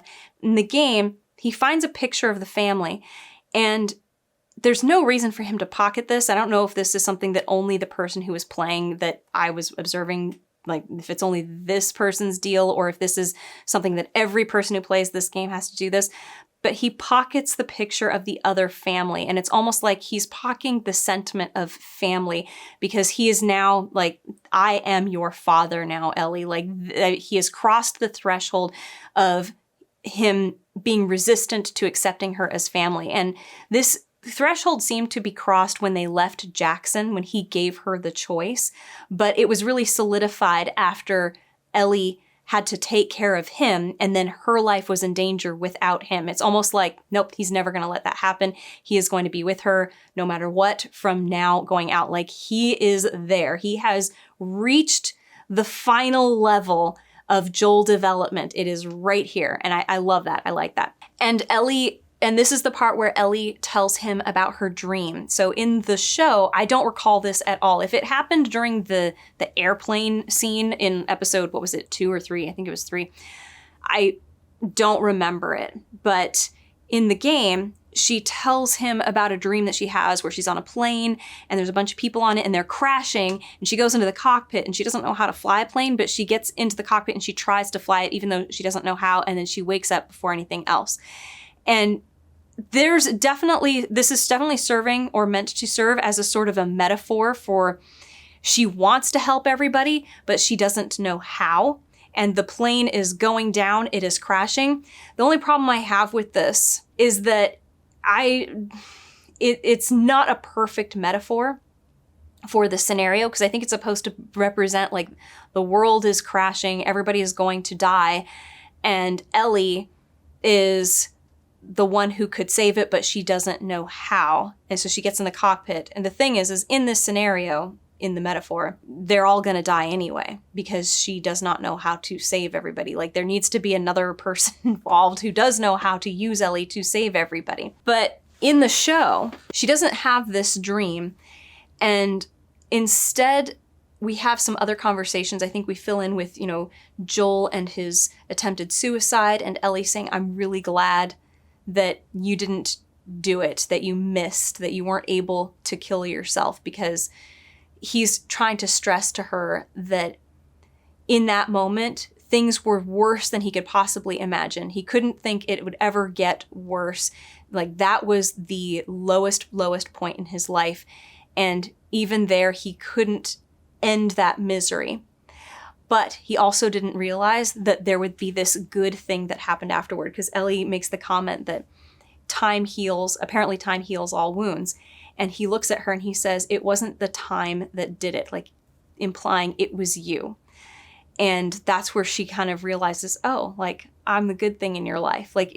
She is getting that acknowledgement. You are my daughter, not really my daughter, but I love you. That's what this is. This is him saying, I love you, and I'm feeling joy again.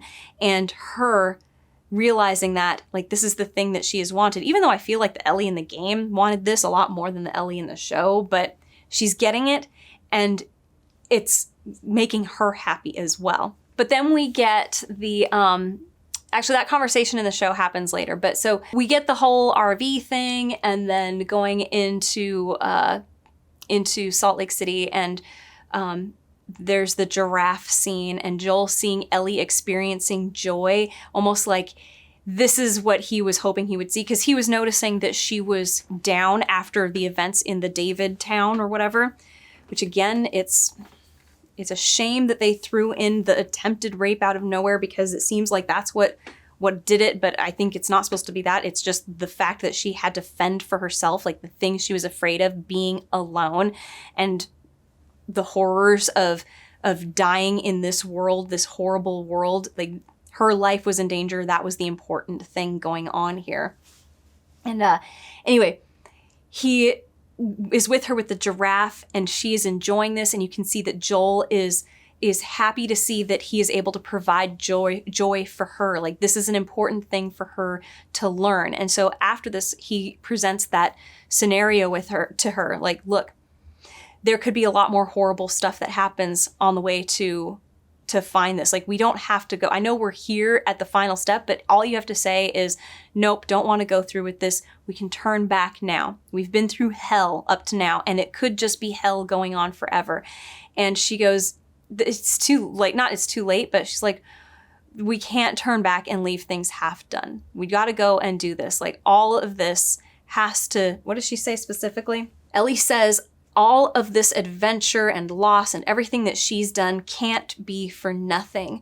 No half-done jobs here. But she does say that once all of this is finished and they're done with this stuff, she's like, I will go with you anywhere that you want to go. This is an important conversation when we consider the moral conundrum. Did Joel do anything wrong? Because in this moment, we are getting yet again a moment where Ellie wants to help, is shown to be completely oblivious to her life being the cost of helping everybody else. And that plays a major factor in whether or not Joel does the right thing. This is Ellie making a choice. I will sacrifice my life in order to save everybody. So keep this in mind going forward. I did like when they brought out the crappy puns in the show. They did not do it in the game. Again, I missed that pun book. If it was in the show or in the game, the person playing it that I was watching did not pull out a pun book ever. In the game, we get Ellie, though, giving the photo of Joel and Sarah back to Joel. This, I think, would have been a great thing for them to do in the show. In the game, she got that picture from Marie, the one that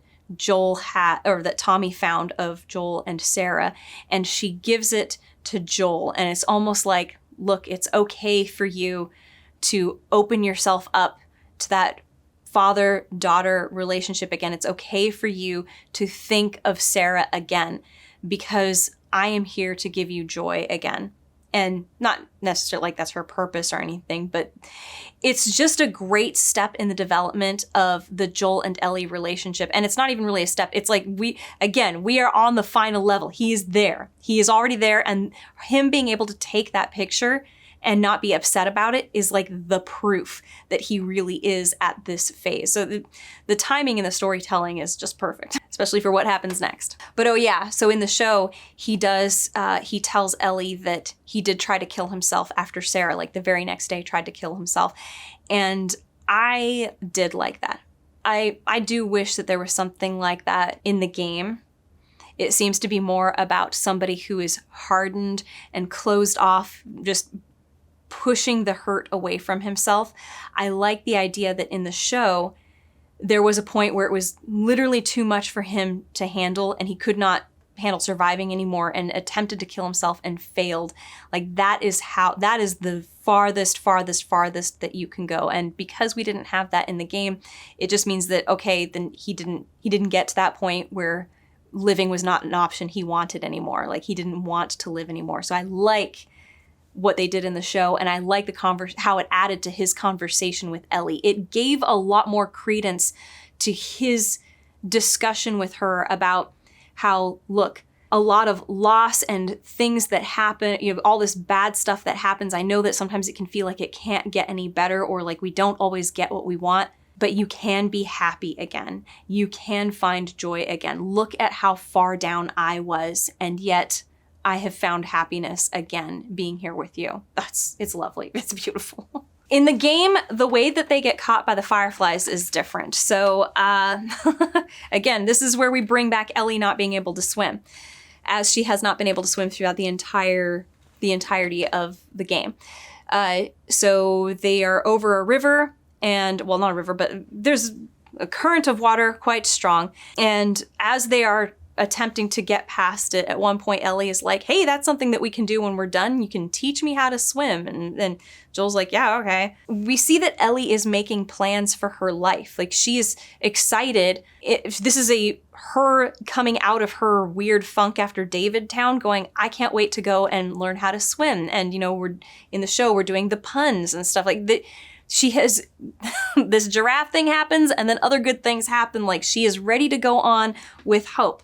Again, adding to the debate of the moral conundrum at the end. But so how they get caught is, in the game, Joel falls through a bus window into the water, and as the current is coming in, he's pinned. He can't get up. If you've ever been in that situation in a river before, by the way, it is utterly terrifying.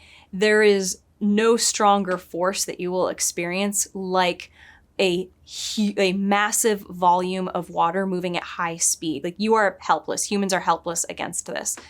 Throw yourself into a wave pool at one point and just imagine that times 1,000. It's scary. But so he's pinned.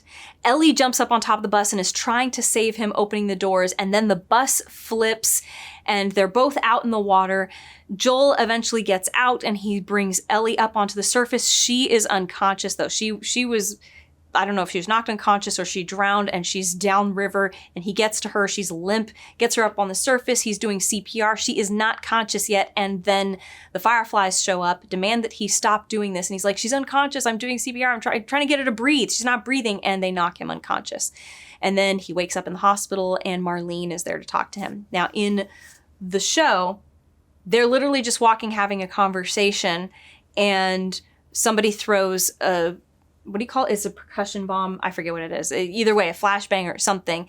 And Joel is knocked out, and Ellie is knocked, I think, delirious, but she's definitely conscious when they carry her away. Because later, when Joel wakes up, Marlene explains that Ellie did talk to them. She was concerned about Joel. Whereas in the game, it seems she never woke up. It really does seem like there was no consciousness. Ellie was never woken up and talked to once she arrived at the hospital, and that adds to the moral conundrum. I do find it odd, the same way I found it odd in the show that the Fireflies didn't recognize that this was Joel and Ellie. Like, they know that Ellie is coming with a guy. Well, they would have thought him and Tess. But the thing is you're keeping your eyes open for a little kid and adults, or an adult. And that's exactly what walks into town, and the first thing they do is they're going to risk accidentally killing her. And they did it in both situations. I know the percussion bomb, like, oh, it's not, doesn't do as much, but it does a lot. And yeah, it probably could kill you depending on where it hits you, or if it hits nearby, whatever, you get the idea. It could do serious damage to a very valuable body. In the game, she's like dying, and they stopped him from doing CPR. Like, okay. I just feel like they would have rushed in to help him as opposed to knock him out. I don't know. I get it, but he was clearly more concerned with saving Ellie than he was in fighting them. There was no reason for them to knock him out. It felt a little forced. But again, not something I'm going to complain about a whole lot when the rest of it was very enjoyable. When you have such an enjoyable character and such an enjoyable story, you just kind of let certain things slide because you're just like, okay, this is where the story is going. My notes about Marlene's conversation with Joel are that in the game, Marlene's language choice in how she describes what they're doing with Ellie does make it seem like more of we definitely can make a vaccine from her. Like that this is a sure thing. In the show, she uses words like thinks and might and could and maybe, and it just isn't the right word choice unless you really are trying to create there was a chance that they could create a cure. And the thing is, that's a fundamental difference between the two of these. So it seems like basically, yeah, they've got it in the bag from the game, but in the show, it definitely does not feel that way at all. It feels like, nah, this is a gamble. This is a dice throw. And that makes all the things that they are willing to do to Ellie wrong, because she is the only cure that they have. And the only immune person they've ever come across. And they're just going to like, you know what? We're going to roll this dice. And maybe it lands on Snake Eyes. And if it does, that means great for us. But if it doesn't, whoops, I guess we've lost any possible future with the only immune person, when there are so many other things that I think could be done with an immune person. You can do a lot more experiments on her blood. Maybe you can do more stuff with the MRI machine, like all kinds of stuff. I don't understand. To me, this is a very forced situation. Actually, in both situations, it's very forced. I mentioned in my review of the show that I thought it would be better if there were other immune people, and maybe like only one or two, if that, and they were 100% sure they came up with a solution. They know it's going to work. But before they could do the procedure, the person who was supposed to do it died. Or maybe they attempted to do it to this person and they realized, oh no, we know exactly what we need to do next time, but the person who they did it to, but it's a fatal procedure. And they know that whatever, like while they were doing it to one person, they know they did something wrong and they know specifically what it was. And that thing prevented them from getting the cure or getting whatever it is that they needed in order to figure out the cure. But it also killed the patient. And so they're like, oh gosh, what are we going to do? And then they discover Ellie and they're like, now we can do it. And we're 100% sure we can get this thing that is going to be that is going to help us to develop the vaccine, or make it possible for us to develop the vaccine, which we definitely can do. But it will kill the patient as well. Like that would have been the scenario I would have done to fix that situation. However, it still doesn't explain why they have to do the operation immediately. Like, oh my gosh, there's a rush. We have to do it now. We can't wait like 5 weeks from now, which means you could do other tests with her. Like, because why not? What if your operation fails? It's a very forced situation and it's hard to get behind. And it's in the game too. It's hard to get behind because it just feels forced. Like this is a rush job. And the moral conundrum being the whole Ellie unconscious thing. So in the show and in the game, she does not, when she wakes up after Joel has rescued her, she has no idea, like, why was I drugged? That's what she says in the show. And in the game, she's like, why am I in a hospital gown? Like they never even woke her up after the drowning. They just, we'll get her breathing and then drug her up and put her under. So they never even let her be conscious after that drowning. And in the show, Marlene says that Ellie was more concerned about your safety, Joel, like she was worried about you. But then when she wakes up and we find out she didn't know she was drugged, so what, they ambushed her and drugged her? They slipped something in her drink, or they gave her an injection so that she thought she was getting one thing, but it turned out to be something else, or they thought, who knows what. But either way, the problem in this scenario, the moral conundrum, I like the idea of this moral conundrum, other than it being forced, is all the other factors that were not perfect enough to make this a solid moral conundrum. It's like, what if this, but you also have to pretend this isn't really doing this thing, or that this thing is actually doing this thing that it's not doing. So that's not a moral conundrum. That's like the theory of a moral conundrum that was not created. That's in the show, and unfortunately, it's also in the game. It's a little closer to what I think it's supposed to be, though, in the game because of Marlene's language choice. She made it seem like it's much closer to a certainty that we definitely can make a cure.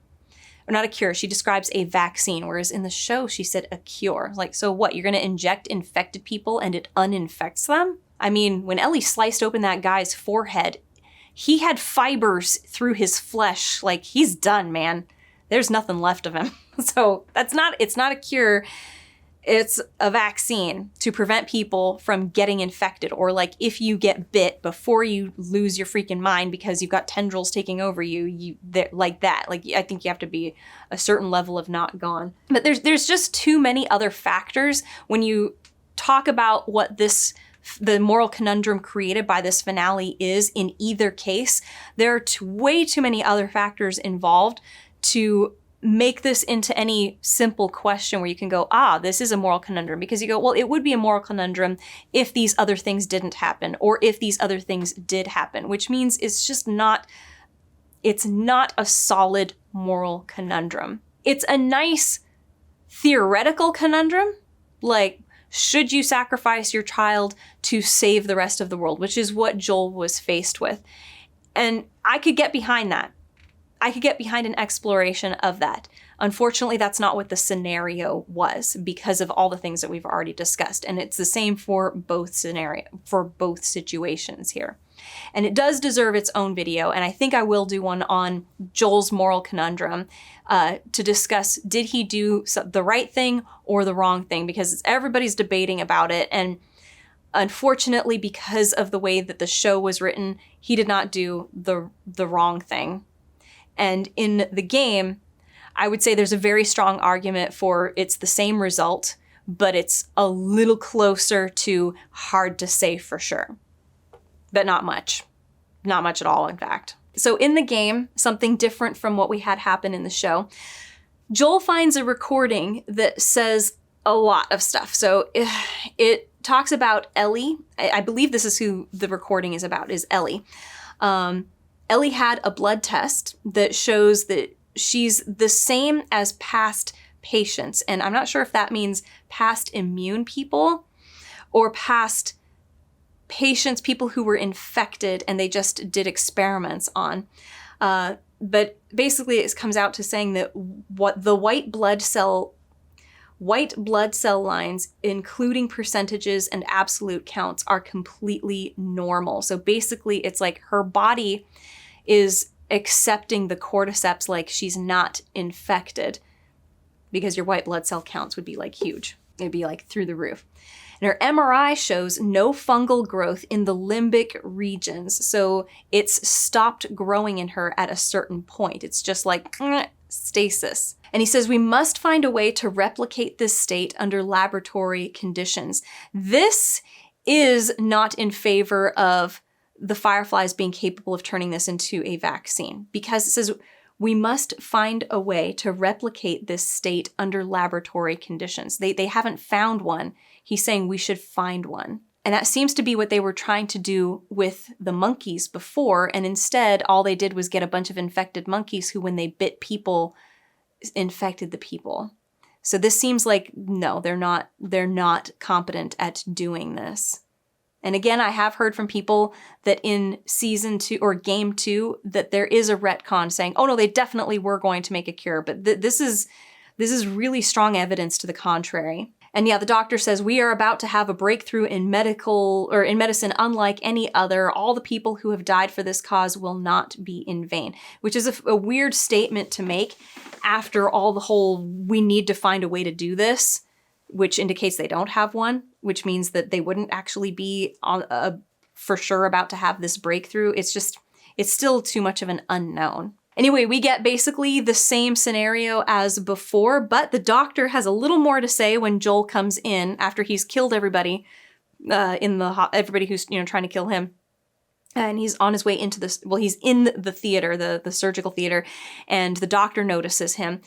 And the doctor in the show says, I'm not going to let you take her, and Joel shoots him. And of course, the doctor grabbed a scalpel. In the game, same thing, doctor says, I'm not going to let you take her, and grabs a scalpel, and he says, this is our future, think of all the lives we'll save. I do think that last bit is redundant, but it does add a little bit more to the doctor, which ends up becoming an important character moving forward, because as we have learned in season 2, this doctor is Abby's father. So I think that knowing what the story of season 2 is, I'm not sure exactly why they would cut this out in the show, except to make Joel's decision to kill him just be about, like the thing is this amplifies Joel's feeling of being threatened by this doctor. Not only does the guy pick up a scalpel and say, I'm not going to let you, he says, I won't let you take her. I'm not going to let you take her. Like that's all the doctor says in the show. So if that's all he's got to go by, there's nothing in defense of why should Joel leave this child to die at the hands of this doctor. So Joel just like, you're not going to let me take her? That means that if I try to get past you, you're going to try and attack me with that scalpel? You're dead. Goodbye. That's it.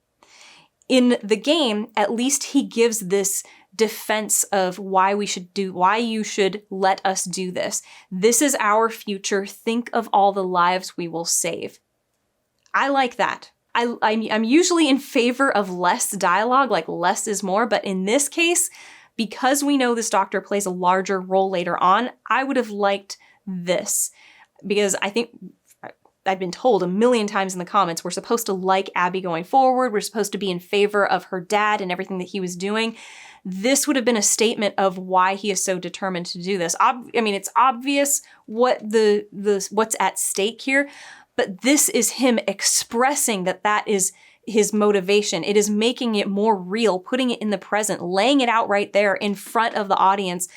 Think of, this is our future. Think of all the lives that we will save. Now, I really want to do a video on the moral conundrum here because it is fun to think about and ponder, how could this work? Like, what is really at stake? What is the moral, question really? What is the moral question that is really being asked here?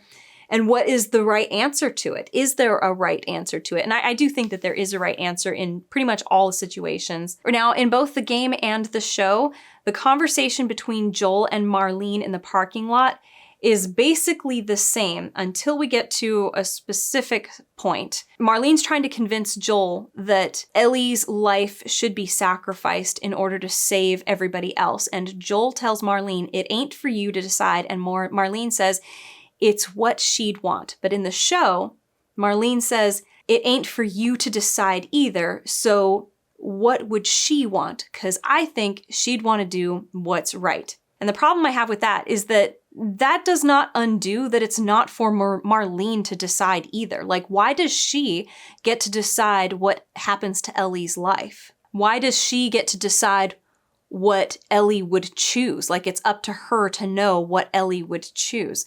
This is, again, part of the moral conundrum that I would love to explore more, just even as a thought experiment. It's fun. I like doing this kind of thing because there's so much to take into consideration here. Like, the show seems to be making a case against the autonomy of the individual. Like, other people should have the right to choose for you whether you sacrifice your life or not, because that's exactly what Marlene is trying to do here. Like, she gets to decide without asking Ellie. And then later this becomes a huge issue. Like, you can't, the thing is that there's so much going on in the storytelling here. I think there was just too much.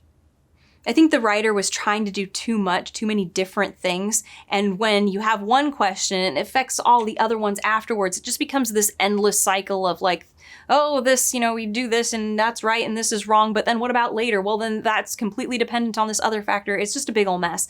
The simple is better. Most stories that will stand the test of time have a very simple moral conundrum because it has isolated a particular issue and said, what about this situation here? This is why we have the moral conundrums like, the train on the train tracks where, you kill one or you kill many and it's going to run over one of them. So which one do you do? Do you run over the one to save the many? Like, did you do anything?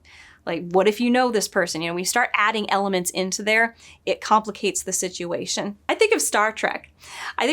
Because, a captain's job is to keep everybody on the ship alive. That is literally his job, is to preserve the lives of his crew. And the people on the crew have consented to the captain being responsible for their lives, for the majority of people on the ship's survival. And we saw episodes in Star Trek where that issue comes up, where we saw the captain has to seal off a deck where there are, there's people in there and they die, but this is done in order to save the rest of the ship. And like, was that the morally right thing to do? And then it's just so much interesting stuff to discuss in this scenario. Like, do you kill this child to save everybody else? It is essentially the very same question as the train track scenario and the ship's captain scenario, except in that case, there's the situation where, yes, everybody has consented to this. But then that consent issue comes up because Ellie did not consent to other people deciding whether she would want to live or die. Like, it's a big issue. Anyway, the last real important bit in where we see major differences between the show and the game is in this car ride when Joel is driving away with Ellie.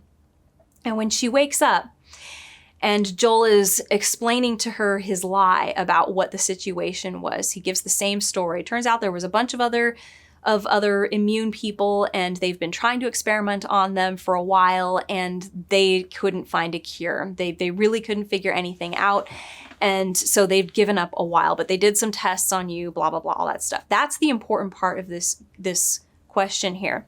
And in the game, Ellie seems upset and disappointed when he talks about how there are a lot of other infected people and they couldn't find a cure with any of them or with you, and the doctors have given up on trying to find a cure. She seems upset at that particular bit of information, and it ties back to the conversation they had earlier back when we were looking at the giraffes. And like, she just wants her immunity to be important. Like, the reason why everybody else died and she survived is because she was going to be the cure. Like, that would make all of this immunity and all of the death and everything worth it, is she is the cure. And Joel apologizes to her. Like, he's telling her this lie that is going to hurt her, but allow her to live and experience joy again.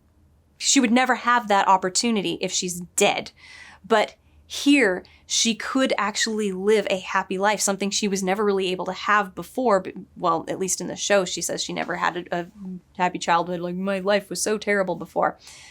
But Joel saw the potential for her to actually be happy, and it ties into, and it's actually in the show, when he talks about how I thought that things could never get better, but they did, and I had a reason to go on living. Like, that's actually a good addition there that we didn't really have so much of in the game, or so much focus of in the game. Again, there's so many little tiny things that were different between the show and the game, and each one of these little differences is very important to the storytelling. Like, it does have an alteration to what is being conveyed. And I could just tie my brain into knots over and over again trying to, well, I could try to untie all the knots. Either way, I'm very tired. Very tired. Oh my gosh. But yeah, so in the game, Joel apologizes to her, recognizing that she wished her immunity was some sort of providence. It was this gift from God, basically, even though she doesn't believe in God, that everyone's sacrifices would have been worth it because she is the cure. But this is worthless now. Her immunity has no meaning, has no worth, according to Joel. In the show, Joel says, "I'm sorry," after hinting to Ellie that Marlene is dead. So they have moved Ellie's apparent upsetness from my immunity meant nothing to, in the show, I'm upset that Marlene is dead. And that was a very important shift. I don't know why they did that in the show.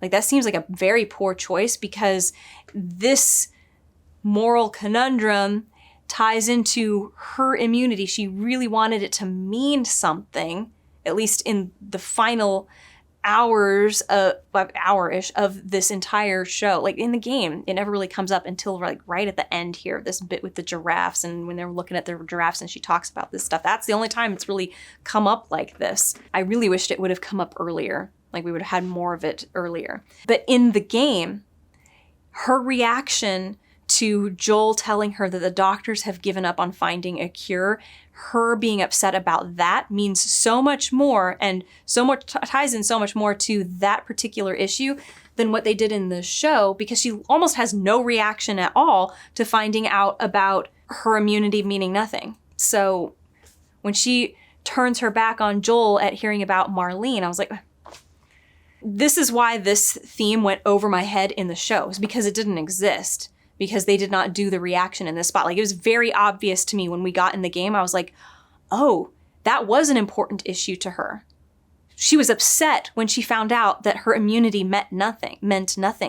In the show, they didn't do that at all. So I was like, what are you talking about, her immunity? She wanted it to mean something. She mentioned it one time and then it never really came up again. It was just kind of like, what?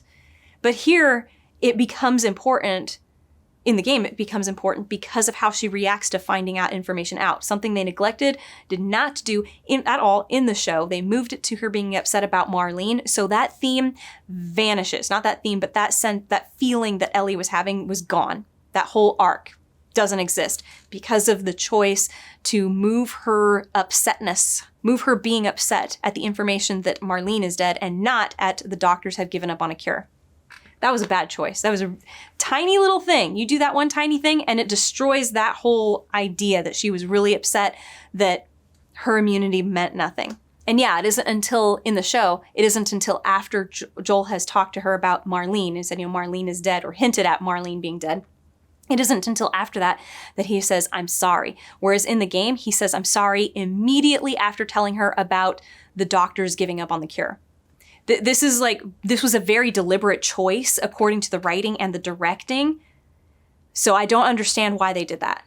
I really don't understand what the point of that was. If somebody has an explanation for me, why did they want in the show for it not to be a big deal to her that her immunity didn't mean anything? And I understand why people in my comments tell me, oh no, it did mean something to her. It did in the game, but it didn't in the show. I'm sorry. That is just how it was written and directed. There's also a weird choice in how it ends between Joel and Marlene. So in the game, Joel's got Ellie and Marlene basically like, look, it's not too late for you to do the right thing here. She won't feel a thing. And I'm going, what are you gonna do? I thought you only have one surgeon who can do you have more doctors who can do this? And in the show, it's almost the same thing. She basically says, it's not too late for you to turn this around. It's not too late to do this right. Like, even after everything that you've done, it's not too late. You can still hand her over. And I'm still going like, what do you mean it's not too late? What are you just gonna hand over Ellie and what are they gonna do with her now? Do the nurses know how to do what the doctor was supposed to do? I don't really understand what that means. Like that's a major problem. I would have pointed this out to the writers. I think that line's gotta go. I think the Marlene encounter at the end here, you can't have that bit in there because it's weird, because it does add a lot of questions. Like, what were they planning on doing? She thinks that without a doctor, they can still find a cure for her. And it's weird in the game when they go, she won't feel a thing. Like, I mean, so you're not gonna wake her up. You're just going to keep doing surgery on her now. Who's on standby, ready to do this surgery?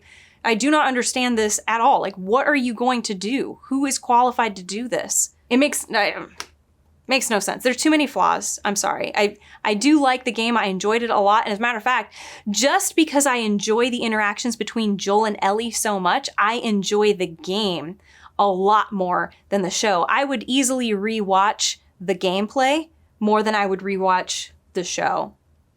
I just did not enjoy their interactions the way that I enjoyed it in the game. It was so much better in the game. So much better. Let's see if I've got any more notes on here. I do have a comment about Marlene saying that it is easier for Marlene to decide what Ellie's fate will be because she clearly does not love Ellie. I don't care what she says in the show, like, I promised her mother and I've watched her grow up. Ellie stated quite clearly that there was nobody left that she cared about. Nobody. It was just Joel. So this is a lie. And it's the same in the game because she says the same thing in the game.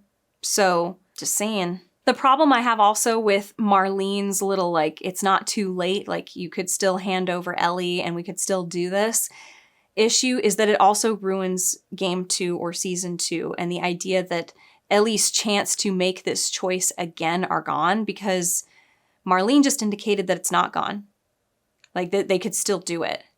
So she could still go out there and do this. And that's something Joel should have brought up to her in that conversation on the porch in the show. I don't know exactly how it goes down in the game. Haven't gotten to there yet, but I will. But I like in the show, we've got a little bit more from Joel talking about Sarah with Ellie and always being sure to assure her that, like, I don't see you as like a replacement. He's just now comfortable with talking about Sarah in front of Ellie. He had to develop, this is the final the final level. He is there. He has gone through his journey. His arc was completely shut off. Life is over. My daughter is dead to, I have a second chance at life now and I'm embracing it. And he's sharing it with Ellie as she is now part of his life, part of his family. I liked it a lot. But yeah, so he's telling her about Sarah and I think you guys would have gotten along, but he's also recognizing that Ellie is her own person. Like it seems very clear that he is saying, you guys, you're not a replacement for her. You are your own person and I love you and you bring me joy. And yeah, I really like that. In the show, Ellie says in her dialogue that she had to kill Riley. And in the game, all she says is that Riley died, then Tess, and then Sam. So she doesn't explicitly say that she had to kill Riley. I don't know why they made that more specific in the show. I mean, it does seem obvious that, well, if Ellie got out of this situation, either she was rescued and somebody else killed Riley, or she killed Riley. But anyway, they decided to make that a more like, nope, Ellie killed Riley. That's how that ended. And this is weird because in the show, remember in the car ride, he sees her get upset and then apologizes about the whole Marlene thing. But then in this conversation on the hillside looking over Jackson, and this is in the show, he seems to think that she's disappointed about not being the cure. And he tells her, you find things to fight for if you just keep going. Which that bit, the if you just keep going, that was nicely built up to with the whole him trying to kill himself and then not. And the two of them are happy that he failed. And now he has found something to bring him life and joy again. So that part of his conversation makes sense, but it doesn't make sense that he goes, I'm sorry you're disappointed about not being able to be the cure, when that sort of went over his head in the car ride. This was sloppy writing. They should have had him react at the same moment that he did in the game, because then that would have tied in this bit of conversation perfectly. And then when we get over to the game, Joel thinks that she feels guilty for living when others died, and he says he struggled with surviving for a long time too, but if you just keep going, you find other reasons to fight. And feeling guilty for living while others died is not quite the same as feeling like I thought that maybe my being alive was about my body has a greater purpose. My life has a greater purpose. Like I am living and I have to suffer all of this suffering because I need to live so I can be the cure for all of humanity. That's not the same as feeling guilty for living. It almost seems like in the game, he is skipping a step in the logical progression of her grief. Like he forgot the whole part where she would be upset like she is in the show. So I wish they would have included that in the game. But then all the other weird stuff that changes, like, you see what I mean by the changes are weird? Like, they don't quite work. In many cases, it's better to just not change anything, dude. Like, why would you intentionally change that for the show? What was wrong with what was done in the game? I don't see the purpose in that.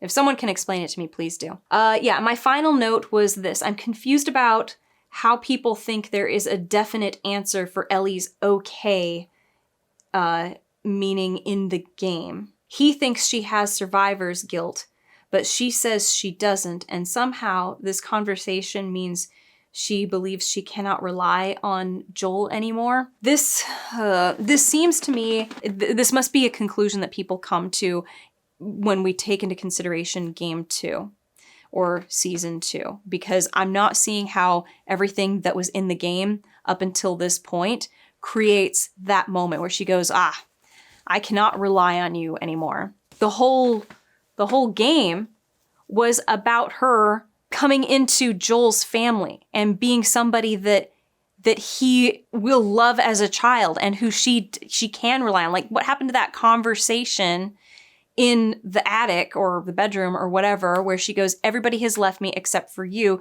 so don't you do that. Like, what was the point of this whole journey if the conclusion is, I can't rely on you? And how did he prove that she can't rely on him? Like, it doesn't make sense that is the definition of what happened.